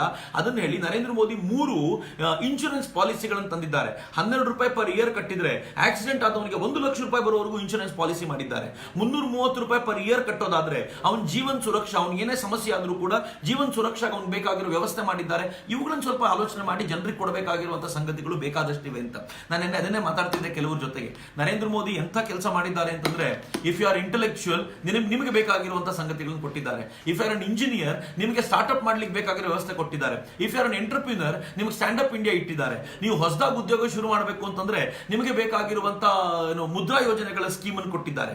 ನೀವೇನಾದ್ರೂ ಹಳ್ಳಿಗರಾಗಿದ್ರೆ ನಿಮಗೆ ಬೇಕಾಗಿರುವಂತಹ ಒಂದಷ್ಟು ಯೋಜನೆಗಳಿವೆ. ನೀವು ಡಾಕ್ಟರ್ಸ್ ಆಗಿದ್ರೆ ನಿಮ್ಗೆ ಬೇಕಾಗಿರುವಂತದ್ದಿದೆ. ನೀವು ಲಾಯರ್ಸ್ ಆಗಿದ್ರೆ ನಿಮ್ಗೆ ಹೇಳ್ಬೋದು. ಅಂದ್ರೆ ಪ್ರತಿಯೊಬ್ಬರ ಕುರಿತಂತೆಯೂ ಆಲೋಚನೆ ಮಾಡಿ ಅವರೆಲ್ಲರಿಗೂ ಹೇಳ್ಕೊಳ್ಬೇಕಾದ ಸಂಗತಿಗಳನ್ನ ನಿರ್ಮಾಣ ಮಾಡಿಟ್ಟಿದ್ದಾರಲ್ಲ, ಈ ತರದ ಪ್ರಧಾನಮಂತ್ರಿ ಅಪರೂಪ ಅಂತ ಒಂದೇ ಒಂದು ಮಾತು ಹೇಳಬೇಕು ಮಿತ್ರ. ನಾನು ನೆಕ್ಸ್ಟ್ ಕಾಲ್ ತಗೊಳ್ಳೋಕ್ಕಿಂತ ಮುಂಚೆ ಈ ದೇಶದ ವೈಶಿಷ್ಟ್ಯ ಏನು ಅಂತಂದ್ರೆ, ಕಳೆದ 70 ವರ್ಷಗಳಲ್ಲಿ ನಾನು 5 ವರ್ಷದಲ್ಲಿ ಮಾಡಿರುವ ಕೆಲಸವನ್ನು ಇಟ್ಕೊಂಡು ಓಟ್ ಕೇಳ್ತೀನಿ. ನನ್ನ ಜಾತಿಗೆ ಓಟ್ ಕೊಡಬೇಡಿ, ನನ್ನ ಮುಖಕ್ಕೆ ಓಟ್ ಕೊಡಬೇಡಿ, ನಾನು ಹಾಕೊಂಡಿರೋ ಬಟ್ಟೆಗೆ ಓಟ್ ಕೊಡಬೇಡಿ, ನನ್ನ ಮಾತಿಗೆ ಓಟ್ ಕೊಡಬೇಡಿ, ನನ್ನ ಕೆಲಸಕ್ಕೆ ಓಟ್ ಕೊಡಿ ಅಂತ ಕೇಳ್ತಾ ಇರುವಂತ ಬಹುಶಃ ಈ ದೇಶದ ಏಕೈಕ ಪ್ರಧಾನಮಂತ್ರಿ ನರೇಂದ್ರ ಮೋದಿ ಅಂತ ನನಗನ್ಸುತ್ತೆ. ಮೇ ಬಿ ನೀವು ಜಡ್ಜ್ ಮಾಡಬೇಕು ಅಷ್ಟೇ. ನಮಸ್ಕಾರ. ಹಲೋ, ನಮಸ್ತೆ. ನಮಸ್ತೆ, ಹೇಳಿ, ಯಾರು ಮಾತಾಡ್ತಿರೋದು? ನಮಸ್ತೆ, ನಾನು ಆತ್ರೇಯ ಜೋಶಿ ಅಂತ, ಇಲ್ಲಿ ಫಿಲಡೆಲ್ಫಿಯಾ ಯೂನಿವರ್ಸಿಟಿ ಅಂತ. ನಮಸ್ತೆ, ಫಿಲಡೆಲ್ಫಿಯಿಂದ ಮಾತಾಡ್ತಿದ್ದೀರಾ? ಹೌದು. ಓಕೆ, ಫೈನ್, ಹೇಳಿ ಆತ್ರೇಯ. ಸರ್, ನನ್ನ question regarding education system. Actually Modi ಅವರು ಲೈಕ್ ಗ್ರೌಂಡ್ ಅಲ್ಲಿ, Modi and team they are doing very well work in ground. But ಅದು ನನಗೆ ಅವರು ಮಾಡ್ತಾ ಇಂಪ್ರೂವ್ಮೆಂಟ್ ಎಜುಕೇಶನ್ ಅಲ್ಲಿ ಜನರಿಗೆ ಸ್ವಲ್ಪ ರೀಚ್ ಆಗೋದಕ್ಕೂ ಪ್ರಾಬ್ಲಮ್ ಆಗ್ತಿದೆ ಅನ್ಸ್ತದೆ. ಅಂದ್ರೆ ಅಷ್ಟಾಗಿ ರೀಚ್ ಆಗಿಲ್ಲ ಅಂತ ನನ್ನ ಒಂದು ಪಾಯಿಂಟ್. ಬಟ್ ಒಂದೇನು ಅಂತಂದ್ರೆ, ಬಹುಶಃ ನೀವು ಹೇಳೋದೇ ಆದ್ರೆ ನರೇಂದ್ರ ಮೋದಿ ಅವರು ಮಾಡಿರುವ ಕೆಲಸ ರೀಚ್ ಆಗಿರುವಷ್ಟು ಇನ್ಯಾರದ್ದು ರೀಚ್ ಆಗಿಲ್ಲ. ನೀವು ನರೇಂದ್ರ ಮೋದಿ ಅವರ ಅಭಿಮಾನಿಯಾಗಿ ಮಾತನ್ನ ಹೇಳ್ತಿರಲ್ಲ, ನೀವು ಕಾಂಗ್ರೆಸ್ಸಿಗರನ್ನ ಕೇಳಿ, ಅವ್ರೇನ್ ಹೇಳ್ತಾರೆ ಅಂದ್ರೆ ನರೇಂದ್ರ ಮೋದಿ ಮಾಡಿರೋ ಕೆಲಸದ ಡಂಗೂರ ಸಾರ್ಕೊಂಡೇ ತಿರುಗಾಡ್ತಿರ್ತಾರೆ. ಅವ್ರು ತಾವು ಮಾಡಿರೋದನ್ನ ಎಕ್ಸಾಜುರೇಟ್ ಮಾಡಿ ಹೇಳ್ತಿರ್ತಾರೆ. ಅವ್ರಿಗೆ ನರೇಂದ್ರ ಮೋದಿ ಅವ್ರ ಕೆಲಸ ಜಾಸ್ತಿ ರೀಚ್ ಆಗಿದೆ ಅನ್ನೋದೇ ಪ್ರಾಬ್ಲಮ್ ಅವರಿಗೆ. ನೀವು ಹಳ್ಳಿಯ ಮನೆಗಾದ್ರೂ ಹೋಗಿ, ಅಂದ್ರೆ ಎಲ್ಲರಿಗೂ ಎಲ್ಲ ವಿಚಾರಗಳು ಗೊತ್ತಿರಬೇಕು ಅಂತಿಲ್ಲ. ಇವನ್ ಸಮ್ ಟೈಮ್ಸ್ ನಾನೆಲ್ಲ ಗೊತ್ತಿದೆ ಅಂತ ಅನ್ಕೊಳ್ಳುವಾಗ್ಲೂ ಕೂಡ ನರೇಂದ್ರ ಮೋದಿ ಅವರ ಅನೇಕ ಯೋಜನೆಗಳ ಕುರಿತಂತೆ ನನಗೆ ಆಶ್ಚರ್ಯ ಅನ್ಸುತ್ತೆ, ಇದು ಗೊತ್ತೇ ಇರಲಿಲ್ಲ ನನಗೆ ಅಂತ. ನರೇಂದ್ರ ಮೋದಿ ಅಷ್ಟು ಕೆಲಸ ಮಾಡಿದ್ದಾರೆ. ಹಿಂಗಾಗಿ ಎಲ್ಲರಿಗೂ ಎಲ್ಲ ಗೊತ್ತಿರಬೇಕು ಅಂತಿಲ್ಲ. ಆದ್ರೆ ಯಾರ್ಯಾರಿಗೆ ತಮಗೇನೇನು ಗೊತ್ತಿರಬೇಕೋ ಅವೆಲ್ಲ ಗೊತ್ತಿದೆ ಅಂತ. ಒಬ್ಬ ಹಳ್ಳಿಗನಿಗೆ ಅವನಿಗೇನು ಗೊತ್ತಿರಬೇಕು ಮೋದಿ ಬಗ್ಗೆ ಅದು ಗೊತ್ತಿದೆ. ಒಬ್ಬ ಪಟ್ಟಣದವನಿಗೆ ಏನು ಗೊತ್ತಿರಬೇಕು ಗೊತ್ತಿದೆ. ಒಬ್ಬ ರಿಯಲ್ ಎಸ್ಟೇಟ್ ಏಜೆಂಟಿಗೆ ಏನು ಗೊತ್ತಿರಬೇಕು ಗೊತ್ತಿದೆ. ಒಬ್ಬ ಬಿಸ್ನೆಸ್ ಮನ್ಗೆ ಏನಕ್ಕೆ ತನಗೆ ಗೊತ್ತಿರಬೇಕು ಅಷ್ಟು ಗೊತ್ತಿದೆ. This is how Narendra Modi has worked out. ಆದ್ರೆ ನಂಗೆ ಒಂದು ಸಂತೋಷ ಅಂದ್ರೆ, ಏನೂ ಗೊತ್ತಿಲ್ಲದ ವ್ಯಕ್ತಿಗೂ, ಇಟ್ಸ್ ವೆರಿ ಇಂಟ್ರೆಸ್ಟಿಂಗ್, ನೀವು ಆರಾಮಾಗಿ ಕೇಳಬೇಕು ಮಾತ್ರ ಇದನ್ನ, ಏನೂ ಗೊತ್ತಿಲ್ಲದ ವ್ಯಕ್ತಿಗೂ, ನರೇಂದ್ರ ಮೋದಿ ಏನ್ ಕೆಲಸ ಮಾಡಿದ್ದಾರೆ ಅಂತ ಗೊತ್ತಿಲ್ಲದ ವ್ಯಕ್ತಿಗೂ ಕೂಡ ಒಂದು ಗೊತ್ತಿದೆ, ನರೇಂದ್ರ ಮೋದಿ ಅಷ್ಟು ಪ್ರಾಮಾಣಿಕ ಮತ್ತೊಬ್ಬರಿಲ್ಲ, ಹಿಂಗಾಗಿ ಆತನ ಆಯ್ಕೆ ಮಾಡಬೇಕು ಅಂತ. ದಿಸ್ ಇಸ್ ವೆರಿ ಇಂಟ್ರೆಸ್ಟಿಂಗ್ ಅಂತ ನಾನು ಹೇಳೋದು. ಎಲ್ಲ ವಿಚಾರವನ್ನ ನಾವು ಒಂದ್ಸಲ ಈ ಕಾರ್ಯಾಗಾರಗಳನ್ನು ಮಾಡಿ ನರೇಂದ್ರ ಮೋದಿಯ ಸಾಧನೆಗಳ ಕುರಿತಂತೆ ಬಿಜೆಪಿಯ ಕೆಲವು ಪ್ರಮುಖರು ಬಂದು ಕೂತಿದ್ರು. ಅವ್ರು ಬಂದು ಕಾರ್ಯಾಗಾರ ತೆಗೆದುಕೊಂಡು ನಮ್ಮ ಸಂಪನ್ಮೂಲ ವ್ಯಕ್ತಿಗಳಿಗೆ, ಸರ್ ಇದ್ರಲ್ಲಿ ಬಹುತೇಕ ನಮ್ಗೆ ಗೊತ್ತೇ ಇಲ್ವಲ್ಲ ಸರ್, ಎಲ್ಲಿಂದ ಸಿಕ್ತು ನಿಮ್ಗೆ ಎಲ್ಲ ಅಂತ ಕೇಳ್ತಿದ್ರು ಅಂತ. ಸೊ ಅನೇಕ ಬಾರಿ ಹಿಂಗೆ ಆಗ್ಬಿಡತ್ತೆ, ನಾವು ಅದನ್ನ ತಿಳ್ಕೊಳ್ಳಿಕ್ಕೆ ಸಾಧ್ಯ ಆಗಲ್ಲ. ಬಟ್ ತಿಳಿಸುವ ಪ್ರಯತ್ನ ಮಾಡಿದ್ರೆ ಖಂಡಿತ ಸಾಧ್ಯ ಆಗುತ್ತೆ. ನಾನು ಇವತ್ತು ಎಲ್ಲ ಲೈವ್ ನಲ್ಲಿ ನೋಡ್ತಿರೋರ್ಗೂ ಕೇಳ್ಕೊಳ್ತಿದ್ದೀನಿ, ಟೀಮ್ ಮೋದಿಯ ಕಡೆಯಿಂದ ಮೋದಿ ದೂತ್ ಅನ್ನುವಂಥ ಕಾನ್ಸೆಪ್ಟ್ ಅನ್ನ ನಾವು ತರ್ತಾ ಇದ್ದೀವಿ. ಮೋದಿ ದೂತ್ ಅಂತಂದ್ರೆ ಹಳ್ಳಿಗೊಬ್ಬ ಮೋದಿಯ ವಿಚಾರಗಳನ್ನು ಮುಟ್ಟಿಸುವನು, ವಾರ್ಡ್ಗೊಬ್ಬ ಮೋದಿಯ ವಿಚಾರವನ್ನು ಮುಟ್ಟಿಸುವನು ಬೇಕು ಅಂತ ಕಲ್ಪನೆ ತಗೊಂಡು ಆ ಚಟುವಟಿಕೆಯಲ್ಲಿ ನಿರತವಾಗಿದ್ದೀವಿ. ಅಂತ ಮೋದಿ ದೂತರಿಗೆ ವಿಲ್ ಟ್ರೈನ್, ಅವರಿಗೆ ಬೇಕಾಗಿರುವಂತ ಎಲ್ಲ ಡೀಟೇಲ್ಸ್ ಅವ್ರ ಕೈಲಿ ಕೊಡ್ತೀವಿ. ಅವರದನ್ನು ಓದ್ಕೊಂಡು ಹಳ್ಳಿಯಲ್ಲೂ ಕೂಡ ಪ್ರಚಾರ ಮಾಡಬೇಕು. ಯಾವುದನ್ನ ನಾವು ಮುಟ್ಲಿಲ್ಲ ಅಂತ ಹೇಳ್ತೀವೋ ಅದನ್ನ ಮುಟ್ಟಿಸುವ ವಾಹಕರು ನಾವೇ ಆಗಬೇಕು ಅನ್ನೋ ಕಾರಣಕ್ಕೋಸ್ಕರ ಮೋದಿ ದೂತನ್ನ ನಾವು ಹೇಳ್ತಾ ಇದ್ದೀವಿ. ನೀವು ನಮ್ಮ ಕಾಲ್ ಸೆಂಟರ್ಗೆ ಆನಂತರವೂ ಕಾಲ್ ಮಾಡಿ ನೀವು ಮೋದಿ ದೂತ ಆಗಬೇಕು ಅಂತಿದ್ರೆ ಅವ್ರಿಗೆ ಇನ್ಫಾರ್ಮ್ ಮಾಡಿದ್ರೆ ನಿಮ್ಗೆ ಆಯಾ ಭಾಗದಲ್ಲಿರುವಂತ ನಮ್ಮ ಕಾರ್ಯಕರ್ತರು ನಂಬರ್ಸ್ ಕೊಡ್ತಾರೆ. ನೀವು ಅವ್ರ ಜೊತೆ ಸೇರ್ಕೊಂಡು ನೀವು ಮೋದಿ ದೂತರಾಗಬಹುದು. ನಿಮಗೆ ಟ್ರೈನಿಂಗ್ ಕೊಡೋ ಜವಾಬ್ದಾರಿ ನಮ್ಮದು. ನೀವು ಹಳ್ಳಿಗೂ ವಿಚಾರ ಮುಟ್ಟಿಸಿ. ಒಟ್ಟಲ್ಲಿ ನಮ್ದು ವಿಚಾರ ಒಂದೇ ಒಂದು, ನಮ್ಮದೊಂದೇ ಗುರಿ, ಮೋದಿ ಇನ್ನೊಂದು ಬಾರಿ ಅಂತ. ಇನ್ನೊಂದು ಕಾಲ್ ಇದೆ. ನಮಸ್ತೆ. ನಮಸ್ತೆ, ಚಕ್ರವರ್ತಿ ಅವರಿಗೆ ನಮಸ್ಕಾರ. ನಮಸ್ಕಾರ, ಯಾರು ಮಾತಾಡ್ತಿರೋದು, ಎಲ್ಲಿಂದ? ನನ್ನ ಹೆಸರು ಹೇಮಂತ್ ಕುಮಾರ್ ಅಂತ, ಬ್ಯಾಂಗ್ಳೂರಿಂದ ಮಾತಾಡೋದು. ಹೇಳಿ ಹೇಮಂತ್. ನನ್ನ ಪ್ರಶ್ನೆ ಸರ್ ಬಂದು, ಏನಿಲ್ಲ 26 ಪಾರ್ಟಿ 28 ಪಾರ್ಟಿ ಗಠಬಂಧನ್ ಯಾರು ಒಂದಾಗಿದಾರೋ ಅವರ ಹಳೆ ಹಗರಣಗಳ ಬಗ್ಗೆ ಸ್ವಲ್ಪ ನೀವು ಬೆಳಕು ಚೆಲ್ಬೇಕು ನಮ್ಮಂತವ್ರಿಗೆ, ಯಾಕಂದ್ರೆ ನೀವು ಮಾತ್ರ ಸ್ವರೂಪಿಗಳು ನಮ್ಗೆ. ಒಂದು ಇವರ ಹಗರಣದ ಕುರಿತಂತೆ ಯಾರಿಗೂ ಗೊತ್ತಿಲ್ಲ ಅಂತೇನಿಲ್ಲ. ಇವ್ರು ಎಂತ ಗೊತ್ತಿದ್ದು ನಮ್ ಜನಗಳು ಮರೆಯೋ ಸ್ವಭಾವ ಇರೋದ್ರಿಂದ ಎಲ್ಲ ಮರ್ಕೊಂಡ್ಬಿಡ್ತಾರೆ. ಎಲೆಕ್ಷನ್ ಟೈಮ್ ಬಂದಾಗ ಯಾರು ಕಾಸು ಕೊಡ್ತಾರೋ, ಯಾರು ಕುಡಿಯಕ್ಕೆ ಹೆಂಡ ಕೊಡ್ತಾರೋ ಓಟ್ ಹಾಕ್ಬಿಡ್ತಾರೆ. ಆದ್ರೆ ಏನ್ ಗೊತ್ತಾ, ನೀವು ಆ ಹೆಂಡಕ್ ಓಟ್ ಹಾಕೋರು, ಕುಡಿಯಕ್ಕೆ ಹಣಕ್ಕೆ ಓಟ್ ಹಾಕೋರಿಗೆ ಇವ್ರ ಹಗರಣ ಹೇಳ್ಬಿಟ್ರು ಅಂತ ಮಾತ್ರಕ್ಕೆ ಏನ್ ಬದಲಾಗಲ್ಲ ಅವರು. ಆದ್ರೆ ನಮಗಿರುವಂತ ದೊಡ್ಡ ಕೆಲಸ ಈಗ ಏನು ಅಂತಂದ್ರೆ, ನರೇಂದ್ರ ಮೋದಿ ಅವರ ಪಾಸಿಟಿವ್ ವರ್ಕ್ಸ್ ಅನ್ನ ಈಗ ಅವ್ರಿಗೆ ಮುಟ್ಟಿಸಬೇಕು ಮತ್ತು ಭ್ರಷ್ಟಾಚಾರ ಇಲ್ಲದೆ ಇರುವಂತ ಅಪರೂಪದ ವ್ಯಕ್ತಿ ನರೇಂದ್ರ ಮೋದಿ ಅನ್ನೋದನ್ನ ನಾವು ಅವ್ರ ಮುಂದೆ ಪ್ರೆಸೆಂಟ್ ಮಾಡಬೇಕು. ರೈಟ್ ನಾವು ಅದನ್ನ ನಾವು ಮಾಡ್ತಾ ಇದ್ದೀವಿ. ಮತ್ತು ಹೌದು, ನಮ್ಗೆ ಅದೇ ಸಂತೋಷ. ಯಾಕಂದ್ರೆ ನೀವು ಒಬ್ರು ಕರ್ನಾಟಕದಲ್ಲಿ ಇರ್ಲಿಲ್ಲ ಅಂದಿದ್ರೆ ಇವಾಗ ಇಲ್ಲಿ ಲೋಕಲ್ ಪಾರ್ಟಿಗಳು ಏನೇನಿದಾವೋ, ದೇವೇಗೌಡ ಅವ್ರ ಪಟಾಲಂ ಏನೇನಿದೆ ಎಲ್ಲ ಬಂದು ನಮ್ ಕರ್ನಾಟಕ ಇಷ್ಟು ವರ್ಷ ಹಾಳು ಮಾಡಿದ್ದಾರೆ. ಅವ್ರ ಕುಟುಂಬನ ಒಂದು ಉನ್ನತ ಮಟ್ಟಕ್ಕೆ ತಗೊಂಡು ಹೋಗಿದ್ದಾರೆ. ಅದೇನ್ ಜನಗಳು ಗೊತ್ತಿಲ್ದಿರೋ ವಿಷಯ ಅಲ್ಲ. ಅದ್ರ ಉತ್ತರನೇ ಈ ಸತಿ ವಿಧಾನಸಭಾ ಎಲೆಕ್ಷನ್ ಅಲ್ಲಿ ನೋಡಿದ್ದವರು 100-110 ಕ್ಷೇತ್ರದಲ್ಲಿ ನಿಂತರು, ಬರೀ 37 ಕ್ಷೇತ್ರದಲ್ಲಿ ಮಾತ್ರ ಗೆದ್ದಿದ್ದಾರೆ. ಈಗ ಲೋಕಸಭೆಯಲ್ಲಿ ಇನ್ನೂ ಕೆಟ್ಟ ಸೋಲು ನೋಡ್ತಾರೆ. ಹೌದು, ಇನ್ನು ಕೆಟ್ಟ ಸೋಲು ನೋಡ್ಬೇಕು.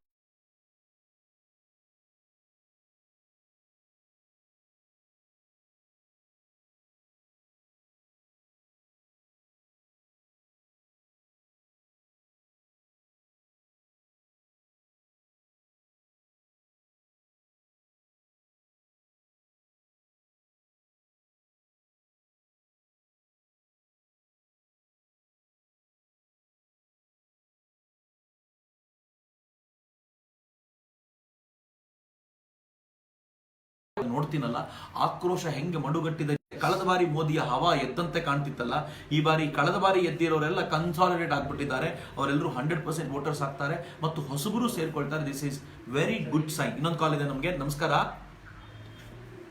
ಹಲೋ, ನಮಸ್ತೆ, ಹೇಳಿ. ಮೋದಿ ಅವರು ನಾನು. ನಮಸ್ತೆ, ಹೇಳಿ.